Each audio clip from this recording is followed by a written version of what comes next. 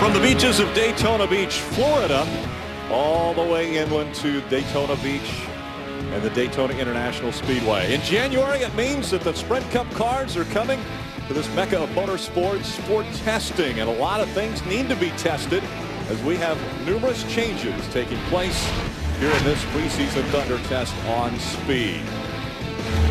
Gorgeous morning of testing, and it continues on this afternoon. 76 degrees, the temperature, a light breeze, and the forecast is for sunny skies.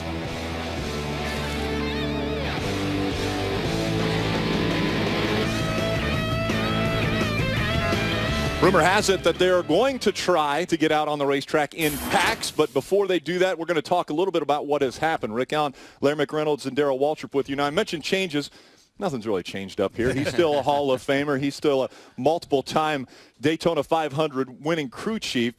But what has changed is the cars, at least the looks of them, Larry. Yeah, and I think everyone, they're going to really like the looks of this car in 2013. It really looks like a race car, and it has the manufacturer identity that I think everyone's going to embrace. But coming here to test, I think one thing that will not be different today is the need for speed. These drivers, their crew chiefs, their teams, they're looking to see how fast they can make these cars. But because this new car has a lot less downforce than the old car, I think we may see some big pack drafting, a little bit of it, because you want to see how this car is going to drive as far as with the lack of downforce from last year. So the car's going to look a little bit different, but as a driver, Darrell, does it handle different?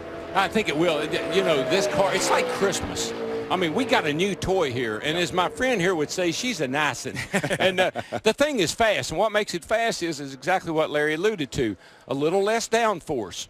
A little less downforce mostly in the rear. A little different spoiler configuration, softer rear springs. The car's going to get down in the back a little wee bit more, and that's going to make it run good by itself.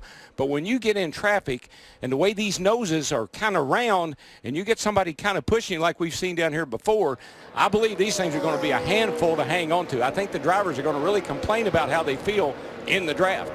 There's a lot of question marks. Talk with Jimmy Johnson in that morning session. A lot of question marks as if different manufacturers will line up as far as bumper to bumper.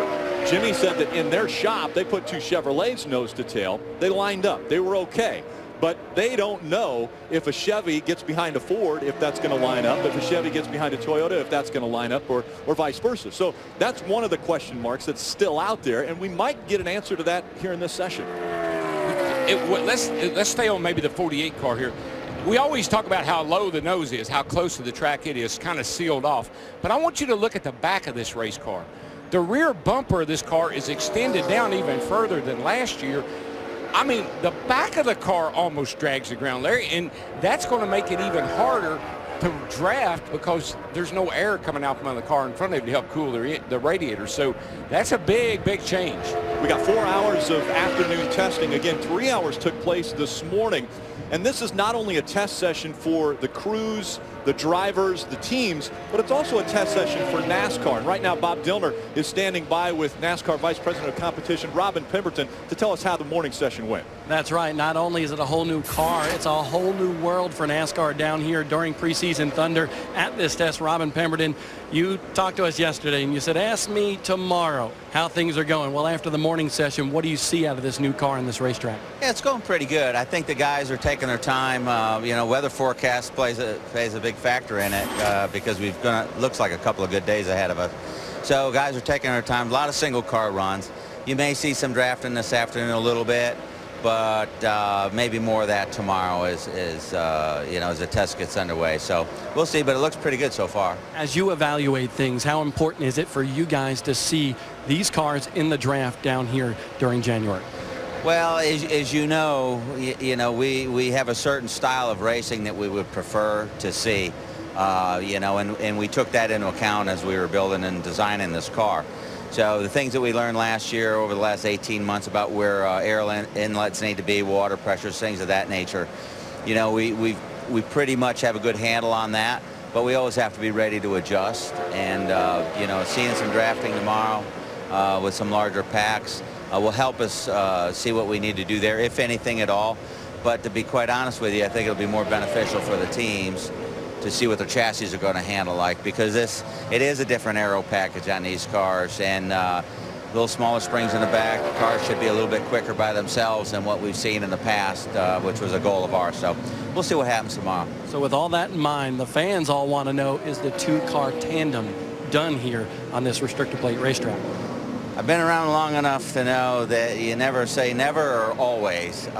You know, once you learn something, you don't unlearn it. That's a fairly obvious statement, but you know, it's not. We worked real hard at not making it the preferred way to win a race. If it comes down to the last few laps of a race, you know, or last 10 or 15 miles, and if guys, you know, they'll do what they can to win a race, and we respect that.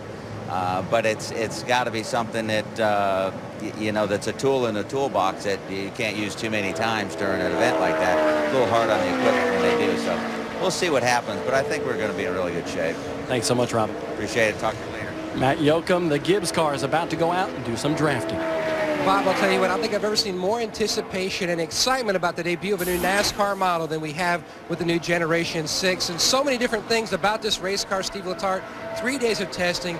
What's your approach to try to knock off all the items on your to-do list? Well, I think that's the key. You have to kind of work through your list. It's really easy to get caught up in speeds, but there's so many questions on configurations, on what parts and pieces you have in the car, that you can't really compare to anyone else. We know what our other teammates have, so we can compare within our own camp, and we just kind of go through our list. We have a laundry list of items to try to find some speed for February. When you look at this test itself, risk versus reward, when are you going to send your man out, Dale Earnhardt Jr., to do some not testing, but do some drafting? Well, I think as soon as we come up with a group, you know, I think probably a full day of single car runs today, but tomorrow we hope early on we're going to be able to get in the draft. You know, we have a lot of confidence between the wind tunnel and the 7-post and our tools. We can find a lot of speed by ourselves, but there's a big question mark on how they're going to handle in the draft, and that's how you win the Daytona 500. So we want to get out there and get some practice in. All right, good luck. Thank you. And let's go back upstairs. Now, this is the perspective guys from the garage here and the competitors down here. But let's go back upstairs to Rick, our Hall of Famer DW, and our birthday boy, Larry McReynolds. Happy birthday, Larry Mac. Yeah, I knew they were going to have to over very there. much. I Hey, almost you're said getting there, roll buddy. tide. You're getting there. I'm catching you fast. Catching up. But you know, Rick, there are two agendas here, really. As you heard him say, they know they're kind of looking for speed by themselves today.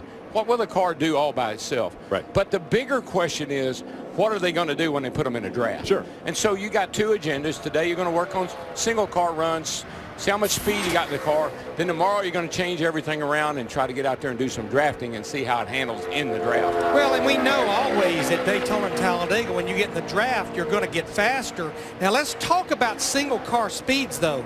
Matt Kenseth, who is in the 20 car, Joe Gibbs Racing, that Joey Logano in that 22 car used to drive, he was quickest in that first practice at a little over 192.5 miles per hour. This is the last 6 Daytona 500 speeds. Now, if you look right here, pretty much after David Gilliland did it in 2007, the next 5, that's with the car that we ran the last 5 years. Of course, this is a new car here. But if you look right here last year, Carl Edwards, over 194.5 miles per hour. As Darrell talked about, the aero drag on this car is a lot less. It's going to run faster. So I think even though we have the same restrictor plate and a lot of mechanical things that are the same, but with those softer rear springs DW talked about, lower drag, I think we'll be much faster than that when we get in qualifying trim. And you know, like I do, Robert Yates, our old buddy, he used to send us down here with a mule. And I'm talking about under the hood. You work it to death, do whatever you want to do, but I got the good piece back at the house. So you're always going to gain speed from testing. Jeff Gordon out on the racetrack, 3-time Daytona 500 winner, getting some testing in. We'd love you to be a part of our broadcast. If you have tweets and are on Twitter, go ahead and shoot us questions and comments. Those are the Twitter handles on the screen. More testing from Daytona International Speedway. Come up. Preseason Thunder continuing on speed, and there is co-owner of Michael Waltrip Racing. Michael Waltrip signing some autographs for the fans here in the fan zone. Daytona International Speedway. you know, a big announcement. Yeah, he's here got a this big smile on his morning. face, and there's a reason for that. Well, you know, he ran a handful of races last year, as well as being part of the NASCAR on Fox team and the NASCAR on Speed Truck Series team. But it was announced this morning, the 30 car that's driven by David Stremme, who was bought by Brandon Davis. It's called Swan Racing. Tony Uri Jr. is the crew chief over there. Michael Waltrip is going to drive that car in the Daytona 500, and Toyota Racing Development, who Michael Waltrip Racing gets their engines from, they will supply the engines for that car for Michael. So he will be in the 55th running of the Daytona 500. And a two-time Daytona 500 winner, and probably one of the better drafters ever in this sport. He's definitely got a chance at winning. Boy, I'm glad you said that, and I didn't have to. You bailed me out. I'm telling you, he is one of the most impressive restrictor plate racers ever. He was within a quarter of a lap of winning Talladega back in the fall. If Tony doesn't hit him, he's going to victory lane. Listen, I've been watching him race these big racetracks ever since he's been in the sport. And if you go back, and I say this most every time we go to Daytona and Talladega, the Country Time Lemonade car, old Pontiac, that belonged to Dick Bear. Yeah. I mean, couldn't run all that great anywhere else. But when he got to Daytona and Talladega, he was up there challenging for the lead every time. Let's hear from him. He's down there with Matt. And Rick, no race means more to the people in the sport than the Great American Race, the Daytona 500. You won it not but twice, Michael, and you announced today you're going to have a shot for a third again. Yeah, I'm very happy. Stremme and I are buddies, and we've been talking for months about his team and how it's developing. Brandon Davis, his partner, that has just really invested in the team, hired Tony Jr., my buddy from DEI, and Steve Mill and a bunch of the guys. So it'll be a really neat experience for me. Sort of a homecoming, it'll feel like, and really great for Swan Racing, a team that's committed to make this thing work and become a mainstay here in the NASCAR Sprint Cup Series. And I get to race. That's the bottom line. And I love this event. I love everything about Daytona. I came down today just so I could see what the boys were doing and say hello to the fans and just have a good time. And it's been fun. Kind of a combo platter for you from the driver perspective and the owner's perspective. What do you think about this new Generation 6 car? I just can't quit looking at it. Every time it drives by, I just find myself just following along. It's so different and so unique and very, very sexy. I mean, I just like the way the thing rolls. I like the way it looks. The boys are really, really happy with the way they're driving. I know it's easy to drive around here by yourself at 190 miles an hour. That doesn't make a lot of sense, but it's pretty easy. And they're all very anxiously looking forward to getting out there and drafting and seeing how the things will do in that configuration. But I've heard so many positive comments from the test at Charlotte about how much downforce the cars had, how well they stuck. And when they're sitting still, race fans will find themselves just going, wow, that's a cool looking car. It's different. Now your speed weeks will kick off with the Rolex 24. And you talked to your driver Clint Boyer into running with you and Rob Kaufman in a Ferrari. What was his feedback after the test? He said I didn't really tell him how hard it was. You know, it's interesting. I never really understood when you watch the Rolex 24 from here in Daytona. I never understood that it's an endurance race for the car, but not the drivers.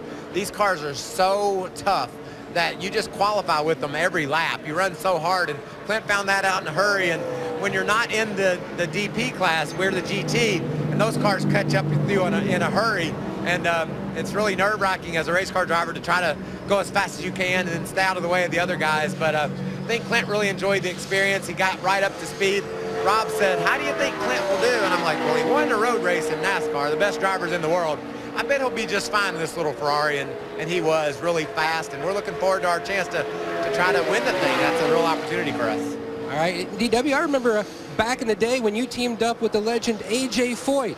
I believe it was the Pepsi Challenger here at Daytona for the Rolex. Yeah, it was an Aston Martin, actually. His car was nicknamed Nimrod. And I've been called that before. Yeah, well, AJ was my driving partner. He and another fellow, I can't remember his name. He's from somewhere else. But, yeah, AJ didn't want to drive in the rain, and it rained. And AJ didn't want to drive at night, and it got dark. And so we really didn't see AJ a lot. But I did get him some money from Pepsi to come and join us, so he was happy about that. And matter of fact, that's the race. The car fell out of the race. He went down and got in Preston Henn's car with Bob Wallach and turned out to win the race with Preston Henn in their car. And Bob Wallach was so mad because AJ drove like the minimum amount of minutes or hours you had to drive to be eligible for to be the winner. Martin just moved up to 11th quick in this test session. Again, he's only been out a couple laps. We talked a little bit about Michael Waltrip and that impressive run he had. Oh, so close. Gosh. Had the momentum behind him until 14 cut across the nose, and that created the melee. Look at the run this 55 car has. And Tony said he was going down to block. Yeah, he had to push, no question about it. But you know what I told Michael what to go with. Tony got out and said that was all me. Yeah, he did. And for Michael's sake, I'm glad of that. Owned up to it. Martin once again will run a limited schedule with MWR. 2013 season. Now, you know, there will be 22 drivers that will be in the new race that we're actually calling the Sprint Unlimited at Daytona. Right. It replaces the old shootout. And Darrell, you're going to relate to this. I love it. We're back to old school. The way you're in that race, you sat on a pole last year or you won the race before. Over the last few years, the way you got in it is you had a vowel in your last name and you were in it. and by the way, a guy who has probably more vowels in his last name won't be in it. Brad Keselowski not eligible for that race. Nor Boyd. Yeah, second in points as well. Yeah, but that's the incentive. I mean, Right. hey man, you want to be in the unlimited? Right. Go win a race or win a pole. And that's what gets you into Go that win a race. pole. Well, again, and Darrell and Jeff Hammond did the same thing. In the season, when you finally sat on a pole, the first thing you said, by gosh, we're in the Sprint Unlimited, or what used to be the shootout. Automatically qualified to get in. As you mentioned, you got to win a pole or have won that race in the past. First time I've said unlimited. And I thought you did it very well. Skipped right into it, didn't it?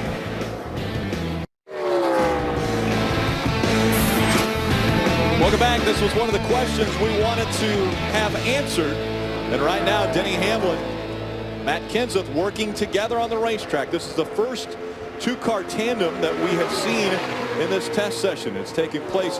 One of the reasons primarily is because Denny Hamlin has to go home after today's session. Yeah, but one thing I saw right away was that 20 car was all over the back of Denny Hamlin area.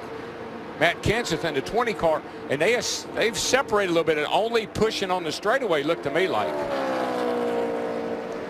So now they're going to switch. I did not see them lock up at all in the 3 laps that they've gone already. They tried it. It looked like Kenseth's car was really nervous when he was behind Denny Hamlin. Right now, you see those cars moving around the way they are. That's edgy.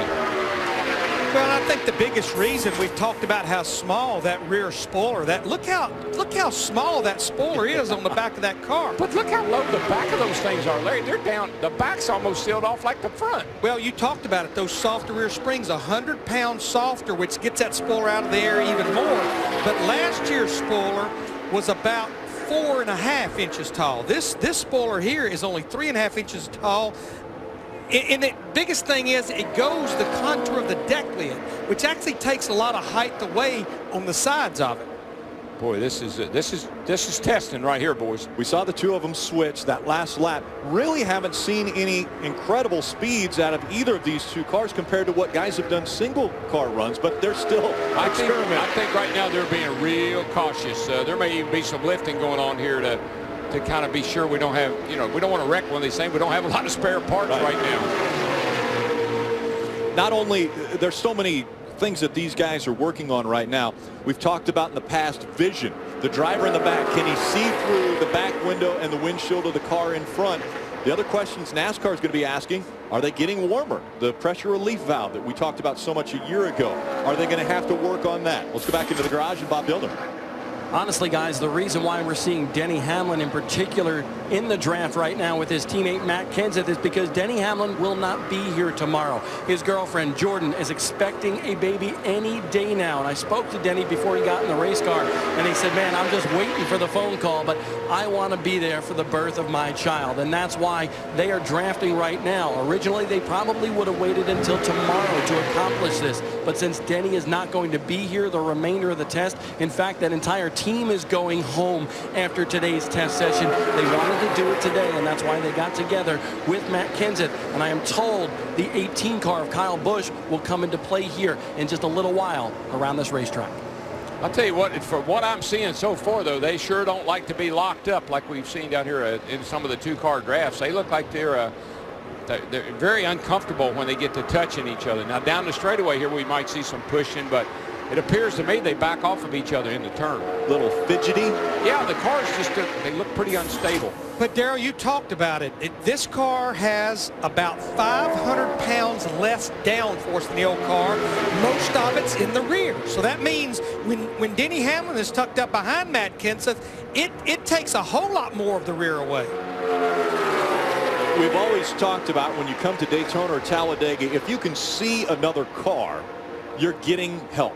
Well, now we've got two cars that are running close enough that we've had contact between the two. They've done some bump drafting, and yet we haven't seen a major increase in speeds. They've bumped up to 194 miles an hour.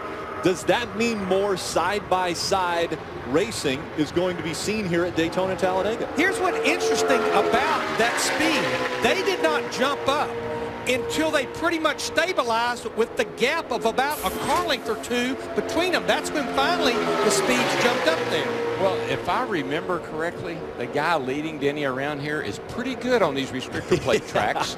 Matter of fact, he won this race last year, won Talladega. I got to think that when Matt was behind Denny, the car didn't look, Matt's car looked unstable. Right. So then he let Denny get behind him. It looks a little bit better, but they have not hooked up since we saw this right here. Yeah, this was the first time through three. This was when they first went out and they said, okay, let's try it. And I don't like the way that looked. And I don't think they like the way it felt. I don't think they were as comfortable behind the seat as they were, or behind the wheel as they thought they were going to be. But again, the noses of these cars, they're more rounded. If you go back to last year's car, it was pretty flat. So when you got against it, it was just like pushing two flat surfaces together. This has a big radius, a lot like the Nationwide Series cars, and that just makes it a lot tougher. Yeah, I think what that will do, Larry, is you're just going to have to be more particular about where and how you push because of that rounded nose. The flat nose you could run all across. You remember how they'd have to put something on the rear bumper so they could slide, even grease the rear bumper. You're not going to have that with this car, but you're going to have to get the center of that nose lined up with a flat spot on that back bumper to be able to push without causing a problem. So many times we saw a driver that would go to the left side of the rear and immediately spin out the car in front of him. Yeah. Yeah, Darrell talked about the driver in that 20 car, Matt Kenseth. In fact, he's won 2 of our last 4 Daytona 500. Pretty impressive on the restrictor plate racetracks. And you know what's impressive about that? This is a whole new team. Right. But it's the same Matt Kenseth. So people always wonder, I remember Jamie McMurray won a bunch of races at Rockingham. And always said, oh, it's that car he's driving. He got in another car. Somebody else, I forget it, maybe James Finch's car. Yep. He won anyway. So sometimes a driver, like we talked about my brother, sometimes they have a knack for certain racetracks, and they have something they do to their car that makes them a little bit better than everybody else. Talk about how good driver of that 20 car has been at restrictor plate racetracks. As you mentioned, won 2 of the 4 races. Look at that average finish. And look at the laps led right there. 33% of the laps in those 4 races last year, 2 here and 2 at Talladega. You circled the 745 or 245 of 745, but his worst finish in those 4 races was 3rd. That's right. And everybody says this is a variable. This and Talladega, those are variables where you just don't ever know. But a guy can finish 3rd. His worst finish in 4 races at these restrictor plate. And I think the ones that he didn't win, he was probably leading at the white flag or close to it. You know 2 other guys that are really excited about those numbers? Carl Edwards and Ricky Stenhouse. Yeah, that's right. Larry, walk us through the changes. Well, if you look at mechanical changes, it would be pretty much the plate size and the pressure relief valve on the cooling system. They're pretty much the same. But when you look at all of this right here, this is pretty much aero stuff, these 3 things right here. Now, the spoiler angle, 70 degrees, that's the same, but the spoiler is much smaller, and actually, the grill size opening is shorter, but a little wider. It's actually pretty close to the same square inches, but just in a different location from last year. That rear spoiler on these cars at this racetrack is like pulling a parachute. So Even at 4 inches. Oh, even at 4 inches. If you could go back there at 70 degrees, if you could just knock it down to 60, you'd pick up a half a second. That thing is an air brake. Well, Tuesday, the world's greatest collector car auction returns to speed. Barrett Jackson.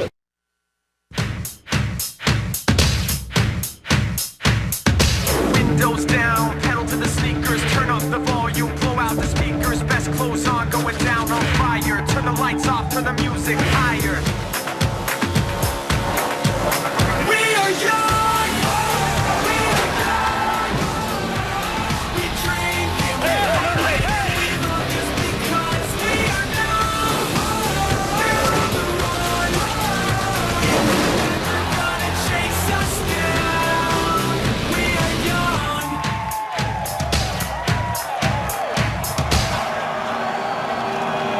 2012, a very eventful year for the Sprint Cup Series. As a matter of fact, new track qualifying records were set on 9 different tracks in 2012. And talking with some of these drivers, and after seeing the Charlotte test that took place with the new car, we potentially could battle that number in 2013 as far as new qualifying marks at more than 9 racetracks this year. If they don't make any changes to the car, you know, engine-wise or anything else, we're going to see a lot of new track records. This is going to be a fast race car. Really well, fast. I see a huge powwow going on here between Matt Kenseth and Denny Hamlin and their race teams. They ran a total of 9 laps, and now they're in there talking about it in the garage area. Matt Kenseth will help this team so much.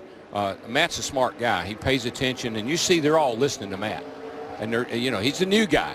And the new guy always brings information you never had before. He's telling them things that they never thought about, I promise you. Yeah, that new guy also brings in, as we just mentioned, 2 wins out of the 4 restrictor plate tracks from a year ago. So they are definitely going to listen to Matt Kenseth. We'd like to listen to John Roberts, Matt Clark, and Jeff Hammond. They're down in the, well, I guess it's the Hollywood Hotel. The bunker. Let's go to him, JR.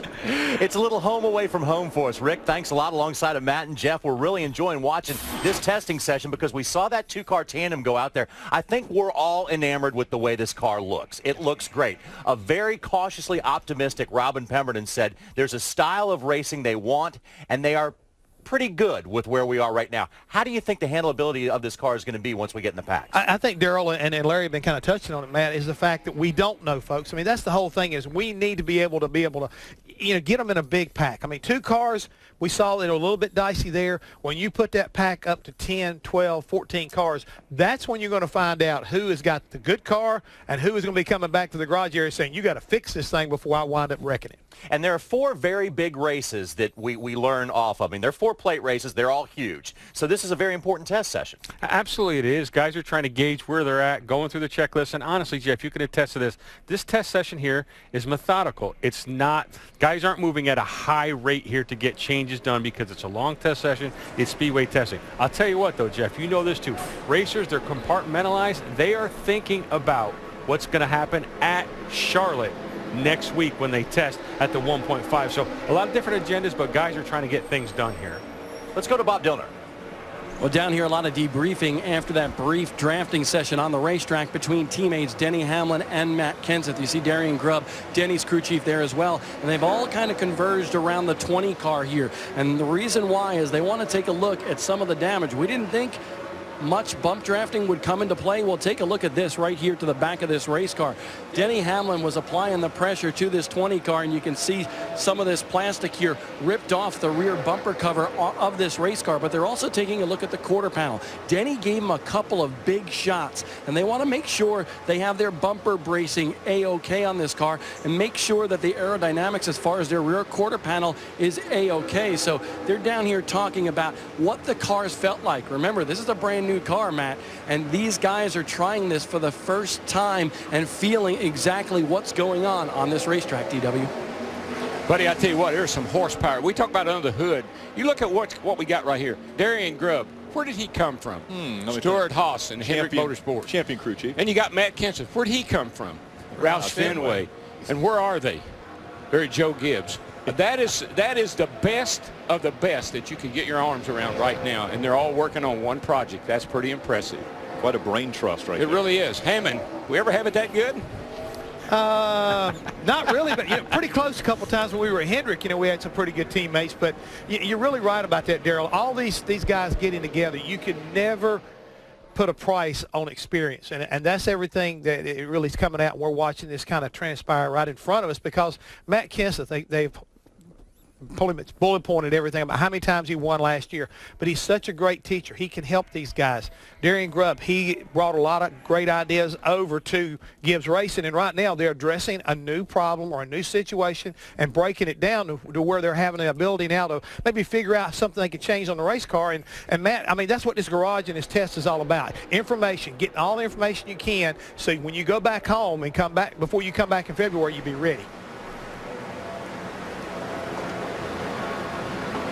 And the agenda for Jeff Gordon, Jeff, is simple. Today, they are going to make single-car runs. But while Jeff is waiting in line out on pit road to go out on the racetrack and make his runs, he talked to his spotter, Eddie DeHunt, who's high atop the grandstand, and said, was Hamlin and Kenseth drafting? And Eddie said, absolutely. And then he started to basically give a play-by-play of all the different drafting moves they did and what Eddie felt like those guys learned out on the racetrack. So that way they can put that knowledge, like everyone else, just trying to gain as much from your package as you can, and also try to learn from your competitors. Pick up as much as you can and put that forth to when they draft probably tomorrow morning. So, Matt, if you take all these teams out here, they're 35 down here testing, you probably have 35 different agendas, but also it's part, Matt, of getting to know each other also right. because we have some new people in key roles. Well, the spotter for Matt Kenseth, Chris Osborne. You know where Chris Osborne comes from? Comes from Hendrick. He was at Penske. So they are bringing a myriad of folks, and that goes to Coach Gibbs' ability to put a team together.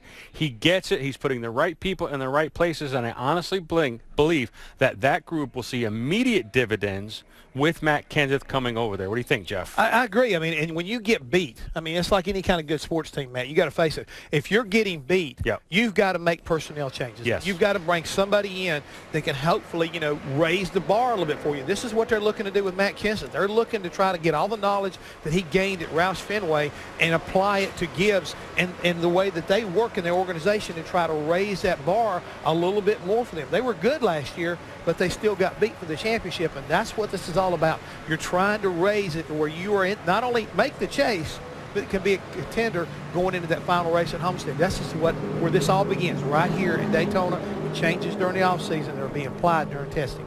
Well, and to your point, when you said get beat, that's what it was. They came up a little bit short in, what was it, 2010, yep. Then 2011, 2012. Putting that group together with Darian Grubb, who's the only guy who's won championships as their crew chief over there. It's huge what's going to happen at Joe Gibbs, in my opinion. And it's not just Gibbs, JR. I mean, there's a lot of teams that have made last season made, off-season acquisitions trying to steal from the other guy because you want to get better people. It's a resource. When there's quality people out there, they're certainly in demand. We got to take a quick break, but first a program. The beard is back at Daytona testing.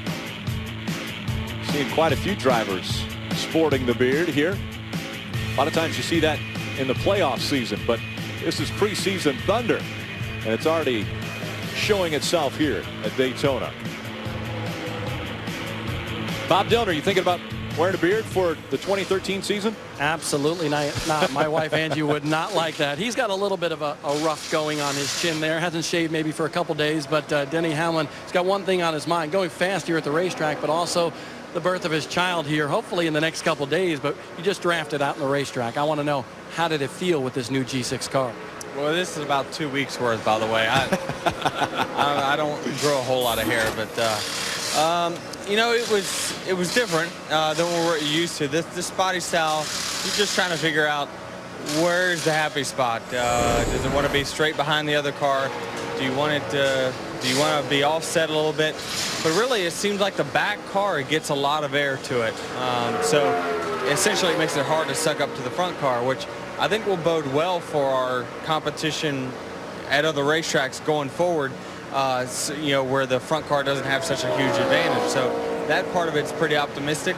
And it definitely will lend more to pack racing versus two-car tandem. So is it more of an unstable feel? And do you think it's because of the new spring rule here, a little bit less on the springs in the rear package of this race car?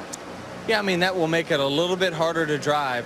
But, the downforce numbers on these cars are very similar to what we had before. So really, until we get into a full pack where we've got, we're essentially running 45 flats instead of the 46/30s or whatever we were running, that's when you'll really get a true feel for what the handling is. Any vision, differences in following these cars and seeing them? We're seeing them for the first time. How about you from the cockpit? It's tough. They're wide. The back of them are wide and tall, so it's the visibility is tough. But what I do like is you can see out of the back. With the spoiler height being a little bit lower, you can see the back car a lot better. There's a lot of things about this car that definitely like.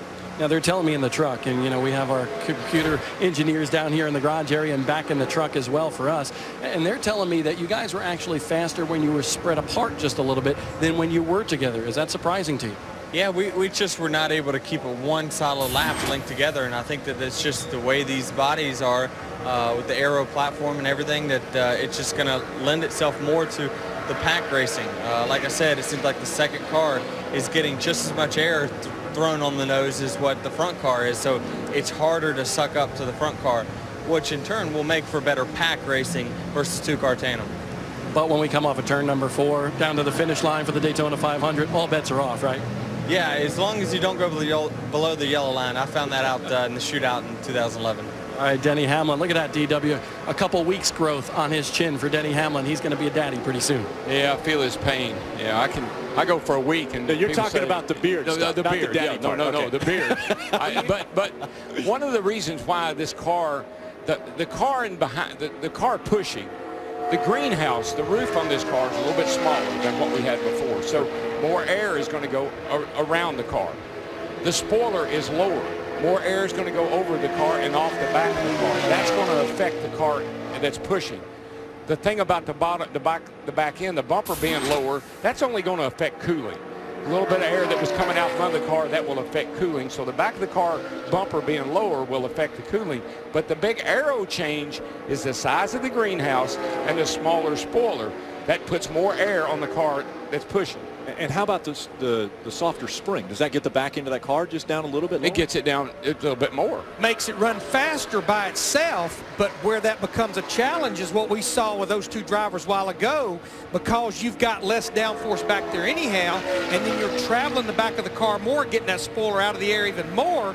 Then when a car driver runs up behind you, it really makes it loose. But what this also tells me, and Darrell, I'll be anxious to see this, is how fast 4 or 5 cars that get lined up will run. They may absolutely haul the mail when they get in that configuration. I guarantee they'll be lit. I think this car may do what they've been wanting it to do. You may have to lift a little bit getting in the corner with this car. Wow. It may be so free with somebody up under you, you're going to have to squeeze up out of the throttle a little bit. Even as smooth as this racetrack is after it was... Yeah, that just allows you to push through the turns, or it did in the past.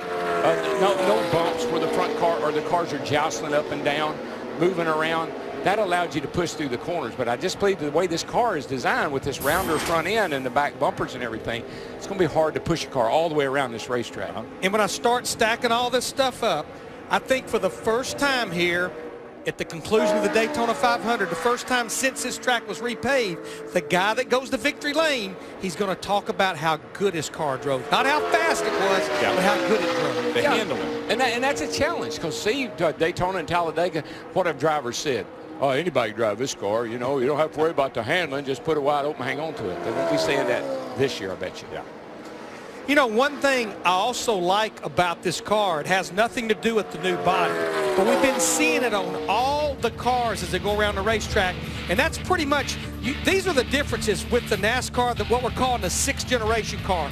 But the driver's last name on the windshield, to me, that just makes it look like a race car, DW. The other thing I like, Larry, is the skew. The back of these cars being kicked to the right or to the left. Down here, they were always kicked to the left, so the car looked like it was going down the straightaway sideways. They've straightened the cars up now. We won't see that anymore. They allowed some additional camber in the right rear to compensate for that car running sideways down the straightaway like it did.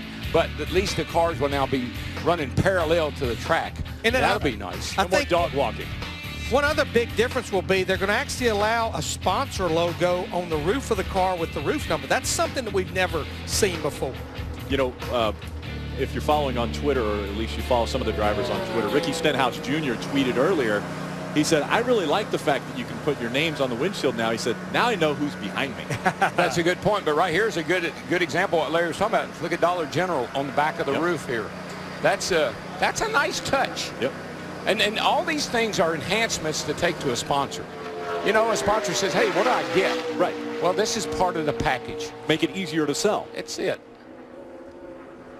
We're going to make you a big old 200-mile-an-hour billboard. How you like that? Martin Truex Jr., you could tell that because of the name right there on the top of the windshield.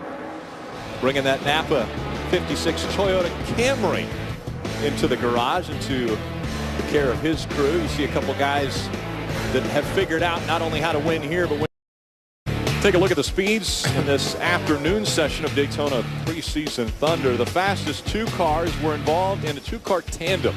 Teammates out there, Matt Kenseth and Denny Hamlin, trading the front spot, and they were able to turn a lap of 194 miles an hour. I wondered how Danica and Tony Gibson were going to get along. Look like they're going to get along just fine. Fairly well. Yeah, I like the looks of this. Fastest single car run thus far, just over 192 miles an hour for Danica Patrick, and she's headed back out on the track. But now Gibson, you know, he calls all of his drivers old man. Mark Martin or not anymore. Ryan Newman. I don't think that's going to go over well. I'm going to have to follow that one on the radio, see what comes out, how that works out. But you know, the last 2 or 3 races that she ran last year, she ran a total of 10. In fact, had her best finish of the year at Phoenix, finished 17th and was involved in that crash coming to the checkered flag.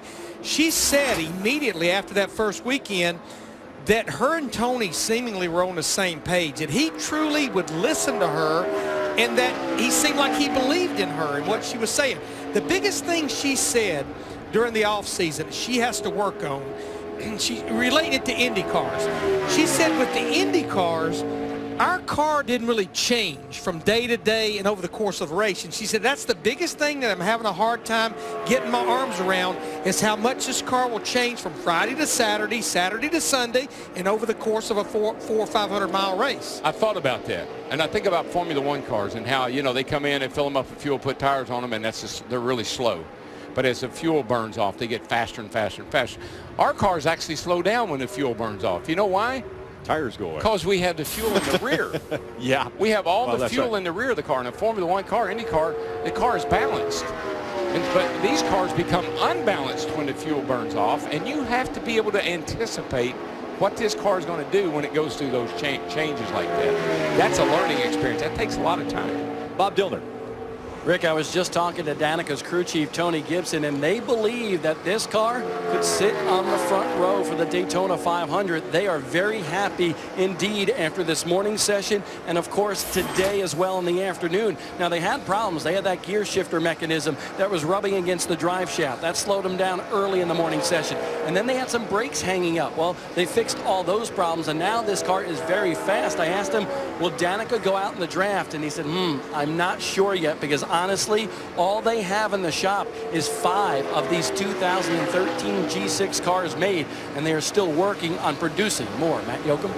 And Bob, catching up with Joey Logano, new to the Penske camp in 2013. And first, looking back at your rear blade, your rear spoiler, much smaller. Does it help visually looking out the back of the car?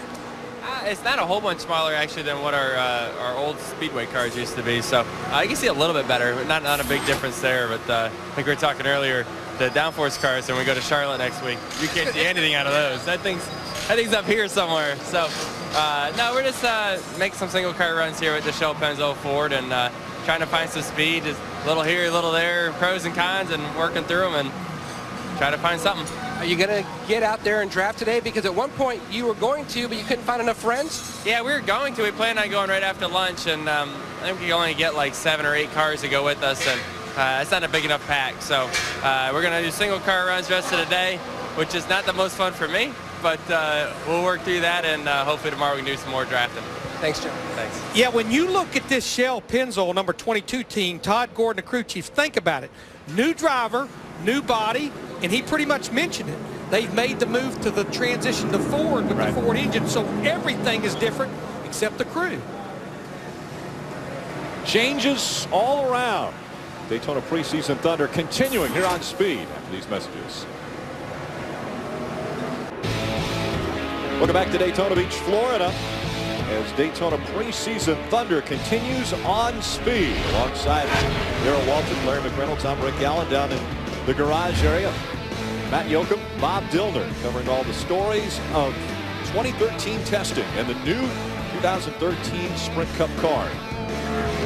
Changes to the bodies, the manufacturers a lot more prevalent now. You see a Chevy SS running around the racetrack, you can tell that's a Chevy SS. They have a lot more distinction between manufacturers.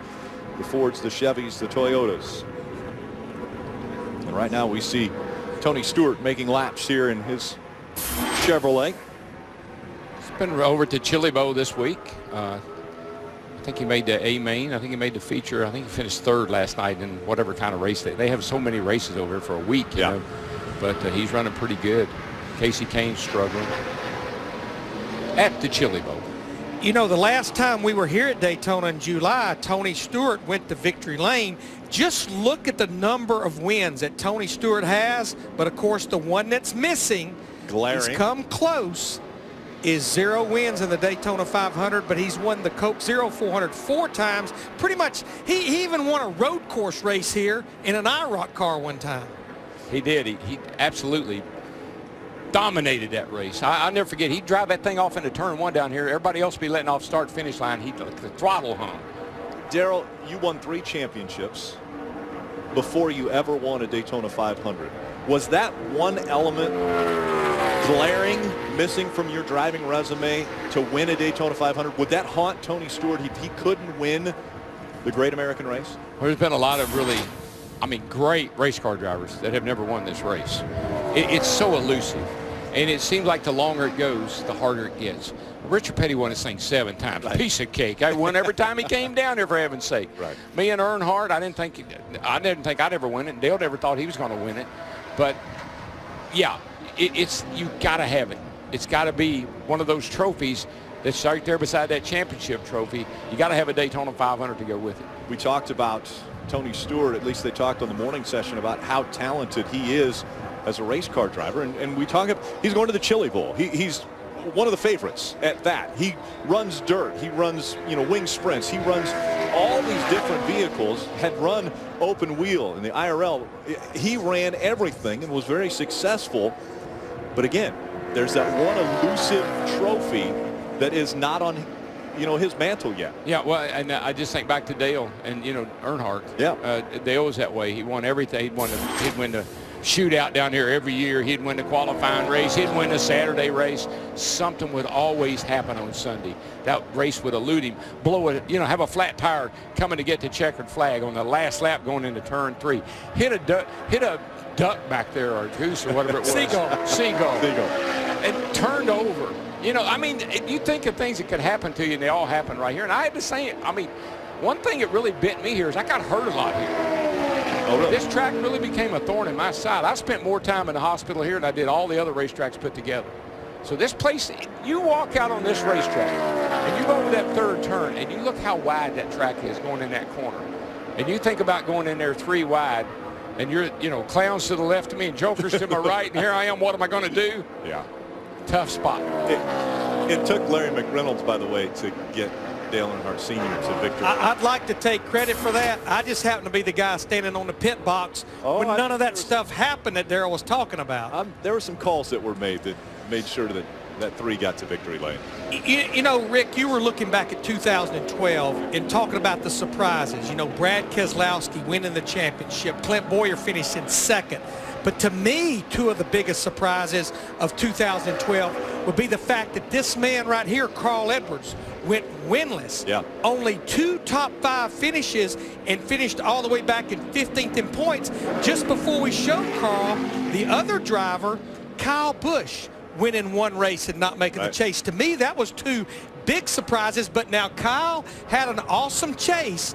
But I know what has to be driving him crazy. Just like at Phoenix, led the most laps, didn't go to victory lane. In fact, the last 9 races he's led the most laps, he didn't cash in and go to victory lane. Larry, you nailed it. It's the best chase he's ever had. Yeah. But he didn't make it. He just wasn't in it. He wasn't in it. He just wasn't in it.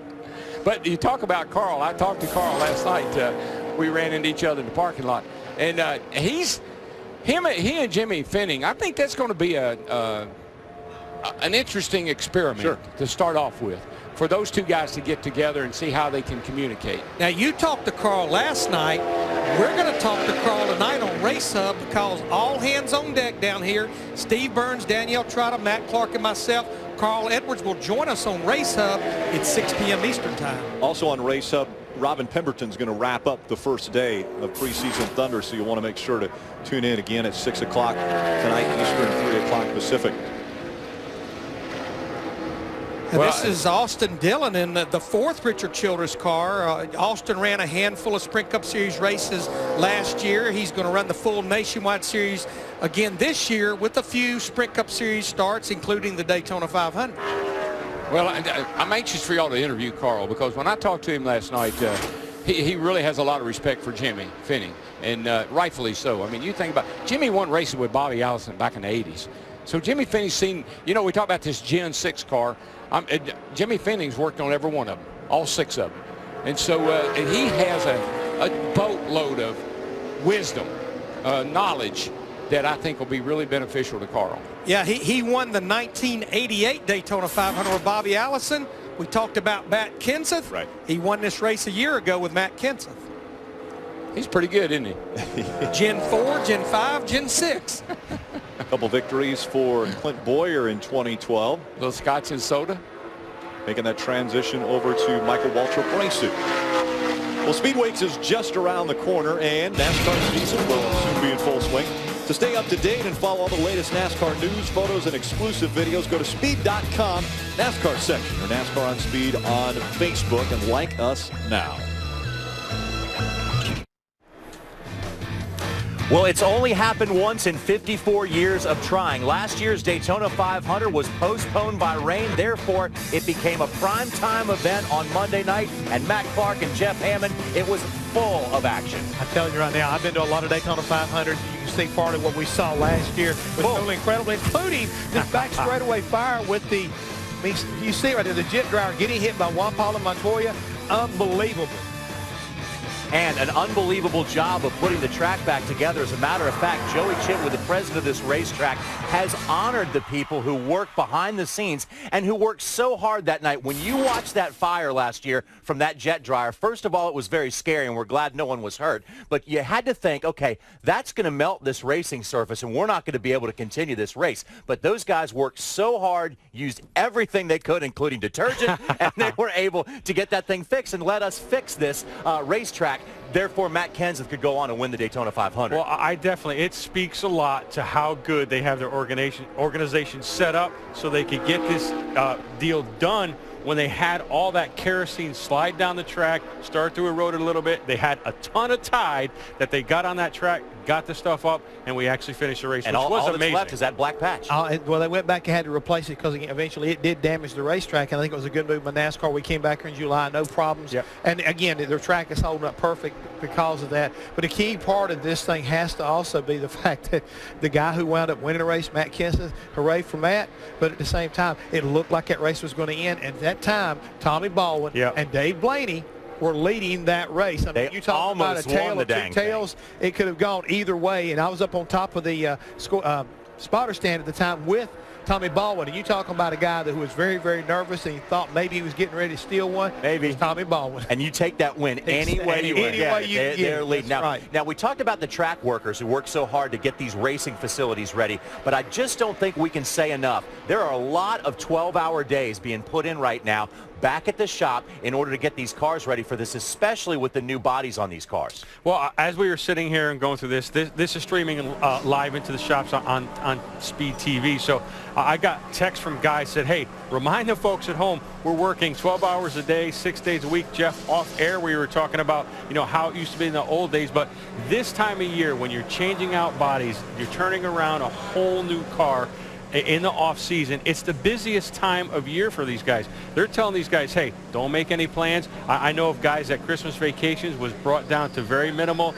Go home, enjoy Christmas a couple days, but we got to have you back. It's all hands on deck to get these cars built.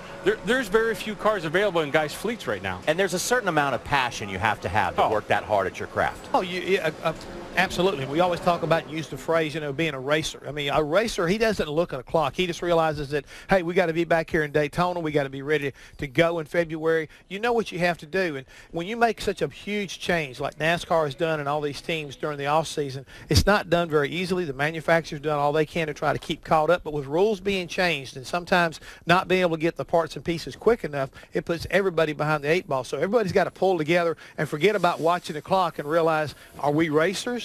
Do we have a responsibility to the fans and what we're going to do next year? Or are we going to sit there and worry about something that we can't really affect? If you're worried about watching that clock, I can promise you this. If I'm your crew chief, I hate to say this, I'm going to show you the door. I think this offseason will weed out some guys who are in it for the wrong reasons, in my opinion. Exactly. Yeah, the first 5 races of the season, of course, kicking off with the Daytona 500 are very grueling because you have a little bit of time to get ready for them, but then you hit the ground running. You start off in Daytona, go right out to the west coast of Phoenix, Las Vegas, Bristol, and then back out to Auto Club Speedway in Fontana, California. This is a grueling stretch. It starts the season off, but it also will show preparation. I mean, that's going to be the key. You're going to have to be on top of everything. You hear these teams talking about, well, I got 4 or 5 cars ready to go in the shop. That's where it all begins. The guys that work in the shop and what they're able to do during this off season and getting ready for this first stretch a lot of times can determine whether or not you have an opportunity to qualify for the chase. I mean, getting out of the box is so important. We saw last year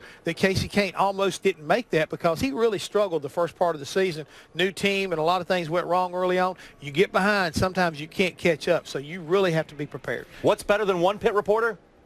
2. So let's go to both our pit reporters right now, Matt Yoakum and Bob Dillner. 2 for the price of 1. Hey, later in the show, Jeff Hammond is going to document a lot of the new parts and pieces that go into the Generation 6 race car. And one area in particular that we're going to talk a lot about, not only during the test, but during Speed Weeks, Bob, is the spoiler area, 4 inches by 53 inches across. Yeah, and you can see it's 4 inches tall, and that's actually, talking to Robin Pemberton, a ½ inch taller than last year. But the big difference here is that this spoiler is out of the air just a little bit more than last year. Of course, Matt mentioned it's 9 inches narrow, and it's also contoured to this deck lid. And because of that, it actually gets out of the air a little bit and makes these cars maybe just a little bit more unstable as they go around this restrictor plate racetrack. And one question a lot of the fans that have, hit me up on Twitter, are we going to see the tandem racing like we saw last year? And one thing that NASCAR has done, Bob, if you kneel down, you can see they've added, it's almost like a reverse gurney flap here on the bottom. A little piece here that goes across the bottom. It's about 3 inches tall, and basically it tries to disturb the air on the back of the car so that way you can't see the tandem action take place. And what's really difficult is for all these guys, you used to see them crawl up underneath the race cars and so forth. Oh, yeah. I'm a big guy, but you can barely get underneath here. You need the jack to jack this thing up to go to work underneath this race car now. Now, the underneath mechanic is going to have a difficult time because with that extra 3 inches going down, you've only got about 9 inches clearance. And Bob, it's a lot like the drivers. You see a lot of guys like Mark Martin. You might see a lot of underneath mechanics like Mark Martin's height because you're going to need to be a small guy if you're going to work on the back of these cars. Absolutely. Small and skinny guys. Thankfully, these are only the little flap on the bottom, only for the speedway races. Small and skinny, therefore we are not qualified for that job. That's the reason why we're all out of the loop there. That's why they make jacks and 4 jack stands. Exactly. A notch higher. Thanks a lot, guys. As we talked a little while ago, we see the crew chief and we see the driver, we see the passion on the fans, but again, some of these organizations, you're talking about having maybe 350 people deep working around the clock on these race cars. It's something that I don't think fans all the time notice. No, I think a lot of times we forget that the commitment that the owners have made to try to produce the quality of the team and the quality of the product that we put these shows on for. I mean, Daytona, the greatest American race there is, you can't have that unless you put forth the effort. I mean, it's all about the show and being prepared, and everybody understands that. Darrell and Larry have talked about it, how important this race is to all of these drivers, how bad they want to win it, whether you've won it once or if you've never won it. You want to go back to victory lane. This is a very special place. Everything begins now. I mean, this is where you start putting the finalization of being prepared and being ready to go to victory lane during this test as we move forward toward February. In just a little more than a month, somebody will be standing in victory lane. And if you wonder why they are so excited when you win one of these races, it is a very, very difficult thing to do. And it takes a large team of dedicated people. We'll be back with more preseason Thunder in a moment. Take a look at our top 10 speeds in this afternoon session. Kenseth and Hamlin, they went out, two teammates tried to work together. That's the reason they are just a bit quicker than the rest of the field. Burton has been able to turn just a quicker lap than Danica Patrick. She was the quickest single car run before we went to commercial break, and then Jeff Burton has been able to slide in front there. So pretty impressive speeds. Were we expecting higher speeds when we came here? Did we think that they would go faster than 192? Well, I did. Even in this configuration, you know, it's the same restrictor plate from last year, and we know these guys make gains over the course of a year with restrictor plate engines. And the fact that the drag is lower, the spoiler's smaller, the springs are soft in the rear, I did expect to maybe see a little quicker than what we're seeing. Yeah, well, the pole last year was 194. So, I mean, I know that's a little bit of a draft there with Kenseth, but 192 seems to be where these guys are. But remember what we talked about in the opening. You don't come down here with your best piece. And these cars are a long way from being refined and tuned up and ready to come down here and race. These are test cars with test engines. An engine, Larry, you know what it's like. You go back home, you put an engine in a car that's got 10, 15 more horsepower. That's huge on these restricted tracks. And so I guarantee you when they come back, they're going to be faster than that 194 we had here last year. Potentially they could be faster than the 192 tomorrow, and then maybe even faster on Saturday, just tweaking certain things with this race car. Well, you look at the Pennzoil car here, obviously it's painted, and so that's pretty much how you're going to look when you come back. But you take a car in primer with the pitot tube sticking out the roof. Yeah, they run those every year down here, Russell. With that pitot tube up on the roof, we always kind of calculated. You can see that tube as it goes down the straightaway there, just off to the right a tad on top of the roof. But we come down here and we will figure paint, slicker paint job, take off all these instrumentations, the pitot tube and everything else. We automatically knew we were going to pick up a half second.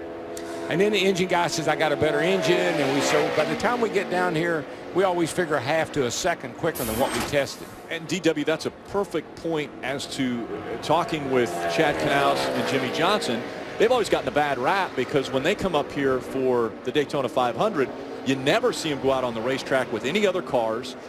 And in talking with Jimmy, he said, you know, the reason why our guys spend hours and hours and hours working on that primary car. Why would we take a chance to mess it up? Oh, I totally agree. Maybe this year a little shortage of cars, you know, and I just don't think these guys, I guarantee you, Larry, and you know this, they will go home from this test and they'll probably build their Daytona 500 car. Yeah, for a lot of drivers, this could maybe be the car that they run in the Sprint Unlimited race for all the pole sitters and the winners of that race. But back to that pitot tube, it's part of a data acquisition system that you can only run at a test session, and there it is right there. Don't write on that one. It's a wrong monitor, right? There we go. There it is right there. And what that pretty much measures, it can measure wind speed, wind direction, just part of a huge data acquisition package that these engineers look at. It just didn't work drawing on the ISO monitor, did it? With folks, if you're at home and you want to maybe have a telestrator, just go up to your telestrator with, say, I don't know, a highlighter. And don't use a pen. That's kind of what Larry just did to our monitor here in the booth. He walked over there and he started, looks like he was circling something. I was like, Larry, that's not going to work on that TV. Good news is I finally found it. We did. Henry Pitot. This guy that developed that back in 1772. Oh, I'm sorry. We actually had footage of it. You trying to work the monitor there, and that wasn't it. Now watch this. I like the slow motion. Now watch this. Did you see my direction? I told you where to go. You know, the one thing I noticed with that shot, the top of my head and Denny Hamlin's cheeks, we have a lot in common. Mm-hmm. We just can't grow hair. Takes about 2 weeks. Not longer than that. You went there before I did this year. Because I knew you were. Yeah. Larry, you got a hair out of the place, but the other one's all right. But really, honestly, happy birthday. Thank you. Thank you very much. It's nice to be celebrating it with my second family, my family with speed. That's right. And to be down here on the first day of testing at Daytona with the Gen 6 car. Pretty nice birthday present. Sure enough. And obviously, you're still riding the wave of a championship from earlier. Did I mention that was their 15th national championship? In case I didn't, just wanted to. State of Alabama, home of the Crystal Trophy. crystal ball there. And just to keep you all in the loop, we have a coordinating producer, Dan Schutte, who is a huge Notre Dame fan, and he said if I brought that up, that there was a good possibility that I would not work again in this industry. And he just said, "You're all fired." He's just a bitter man. Oh, all fun, all fun.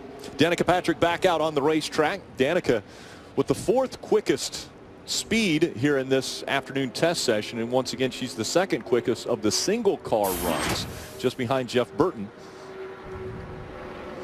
Only 2 cars have gone out and tried to draft or work together, and that was the 2 Joe Gibbs racing cars, Matt Kenseth and Denny Hamlin. I know we've only seen the 1 pack of 2 drivers out there drafting, and that was, of course, teammates Matt Kenseth and Denny Hamlin. We now have about 4.5 hours of testing. So I guess I just want to go back and talk about what are these drivers and their teams, what are they learning just going out there and making single car runs?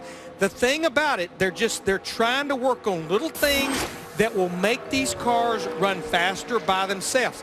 I know Chad Knaus and Jimmy Johnson, we will not see them in a draft. Chad told you and I that this morning because they feel like whether it's this car, last year's car, or the car we ran 6 or 7 years ago, if we make it faster by itself, it will be faster in race trim. There's things they can work with on the chassis. There's things they can work with on aero. There's things they can work with the engine package. And while we're talking about engine package, a big change for Earnhardt Ganassi Racing, Jamie McMurray here in the 1 and Juan Pablo Montoya in the 42, they have made the change over to Hendrick engines in 2013. One of the things that you got to work on is the cowl opening up there right at the base of the windshield. Even with fuel injection, that is still a critical area. The pressure that is at the base of that windshield that goes into the cowl box that puts air into the engine, the size of that, the shape of that, it's regulated. It can only be certain size, so wide too, and so deep. But nonetheless, different configurations can make a huge difference in how the car runs by itself and how it sucks up. And so many questions came up last year when we went to the electronic fuel injection. People said, well, how can you run a restrictor plate? Air is the all-important ingredient in these engines firing. So as you mentioned, that cowl opening is where the air is able to get into that engine. And then, of course, the plate determines the amount of air that can get into the engine part of or at least the work with me on this. The intake manifold. That's where I was trying. Nobody help me. You guys are so smart, and nobody said anything about the intake manifold. It's hard to help someone. I threw you a line, but no. But what you don't want is that cowl opening. You don't want to make the air mad. I want think about it like this. What we have a carburetor sitting on top of the engine just like we always had. It just doesn't have float bowls on it. Right. But we have the center. We have the center part. We have the butterflies. The throttle body. The throttle body. So underneath the throttle body is where the restrictor plate is, where it always was. The injectors are in the intake manifold. But that air and that plate, what you do, take a Coke bottle or a Pepsi bottle. Sure. Hold it up and get a water hose. And take that stream of water that comes out of that water hose and shoot it straight through that hole and watch how smooth it flows.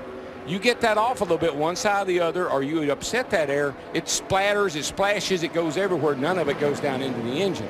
That's what you kind of work on here. Smooth that air out where it's a nice smooth transition into the air cleaner, through the throttle body, down through the restrictor plate, into the engine, by the way, where the injectors are in the intake manifold. There's a lot of technical verbiage that I was trying to. That's why it takes so long. Got stuck up here. Yeah, that's why it takes so long. You want to know what they're doing?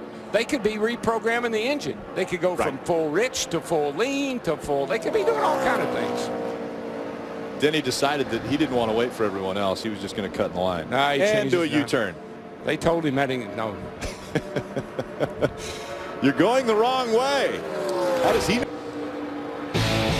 Preseason Thunder continues here on Speed. Daytona International Speedway, Daytona Beach, Florida. A little over a month, and they'll be racing the Daytona 500 from these famed high banks. But right now, trying to figure out exactly how to make these cars fast. Dale Earnhardt Jr. out on the racetrack, currently 20th quick, and probably because of where he runs around this track. We haven't seen that 88 come off the wall very often in this test session. Yeah, the fastest Hendrick driver right now is Jeff Gordon in the 24 car. He is 6th quickest. Jimmy Johnson is 13th. And Casey Kane in the 5 is 12th. And as you mentioned, Dale Earnhardt Jr. 20th in this 88.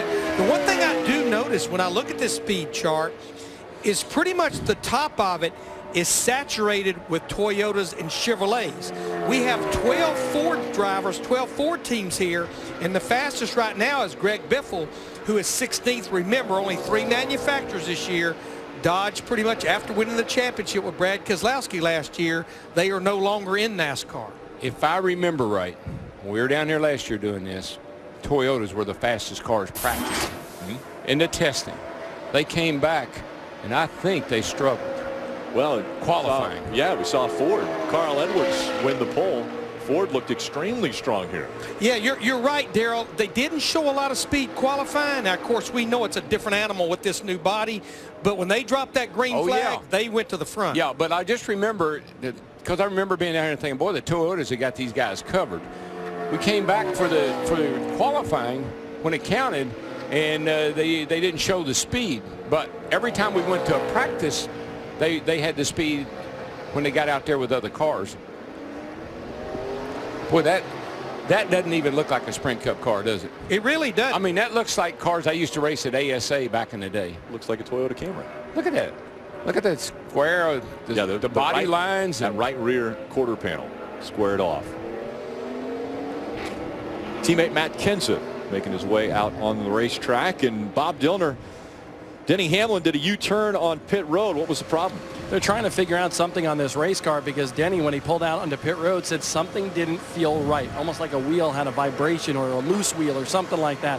So they took off both rear wheels. They checked all 4 tires. They torqued them, took them off, took a look at the hubs and all the surrounding parts and so forth. But they haven't found anything just yet on Denny Hamlin's car. But this entire team, led by Darian Grubb, just making sure everything is A-OK. And maybe it's just something that Denny felt that nothing is really happening. But they wanted to be safe, of course, first before they went back out on the racetrack.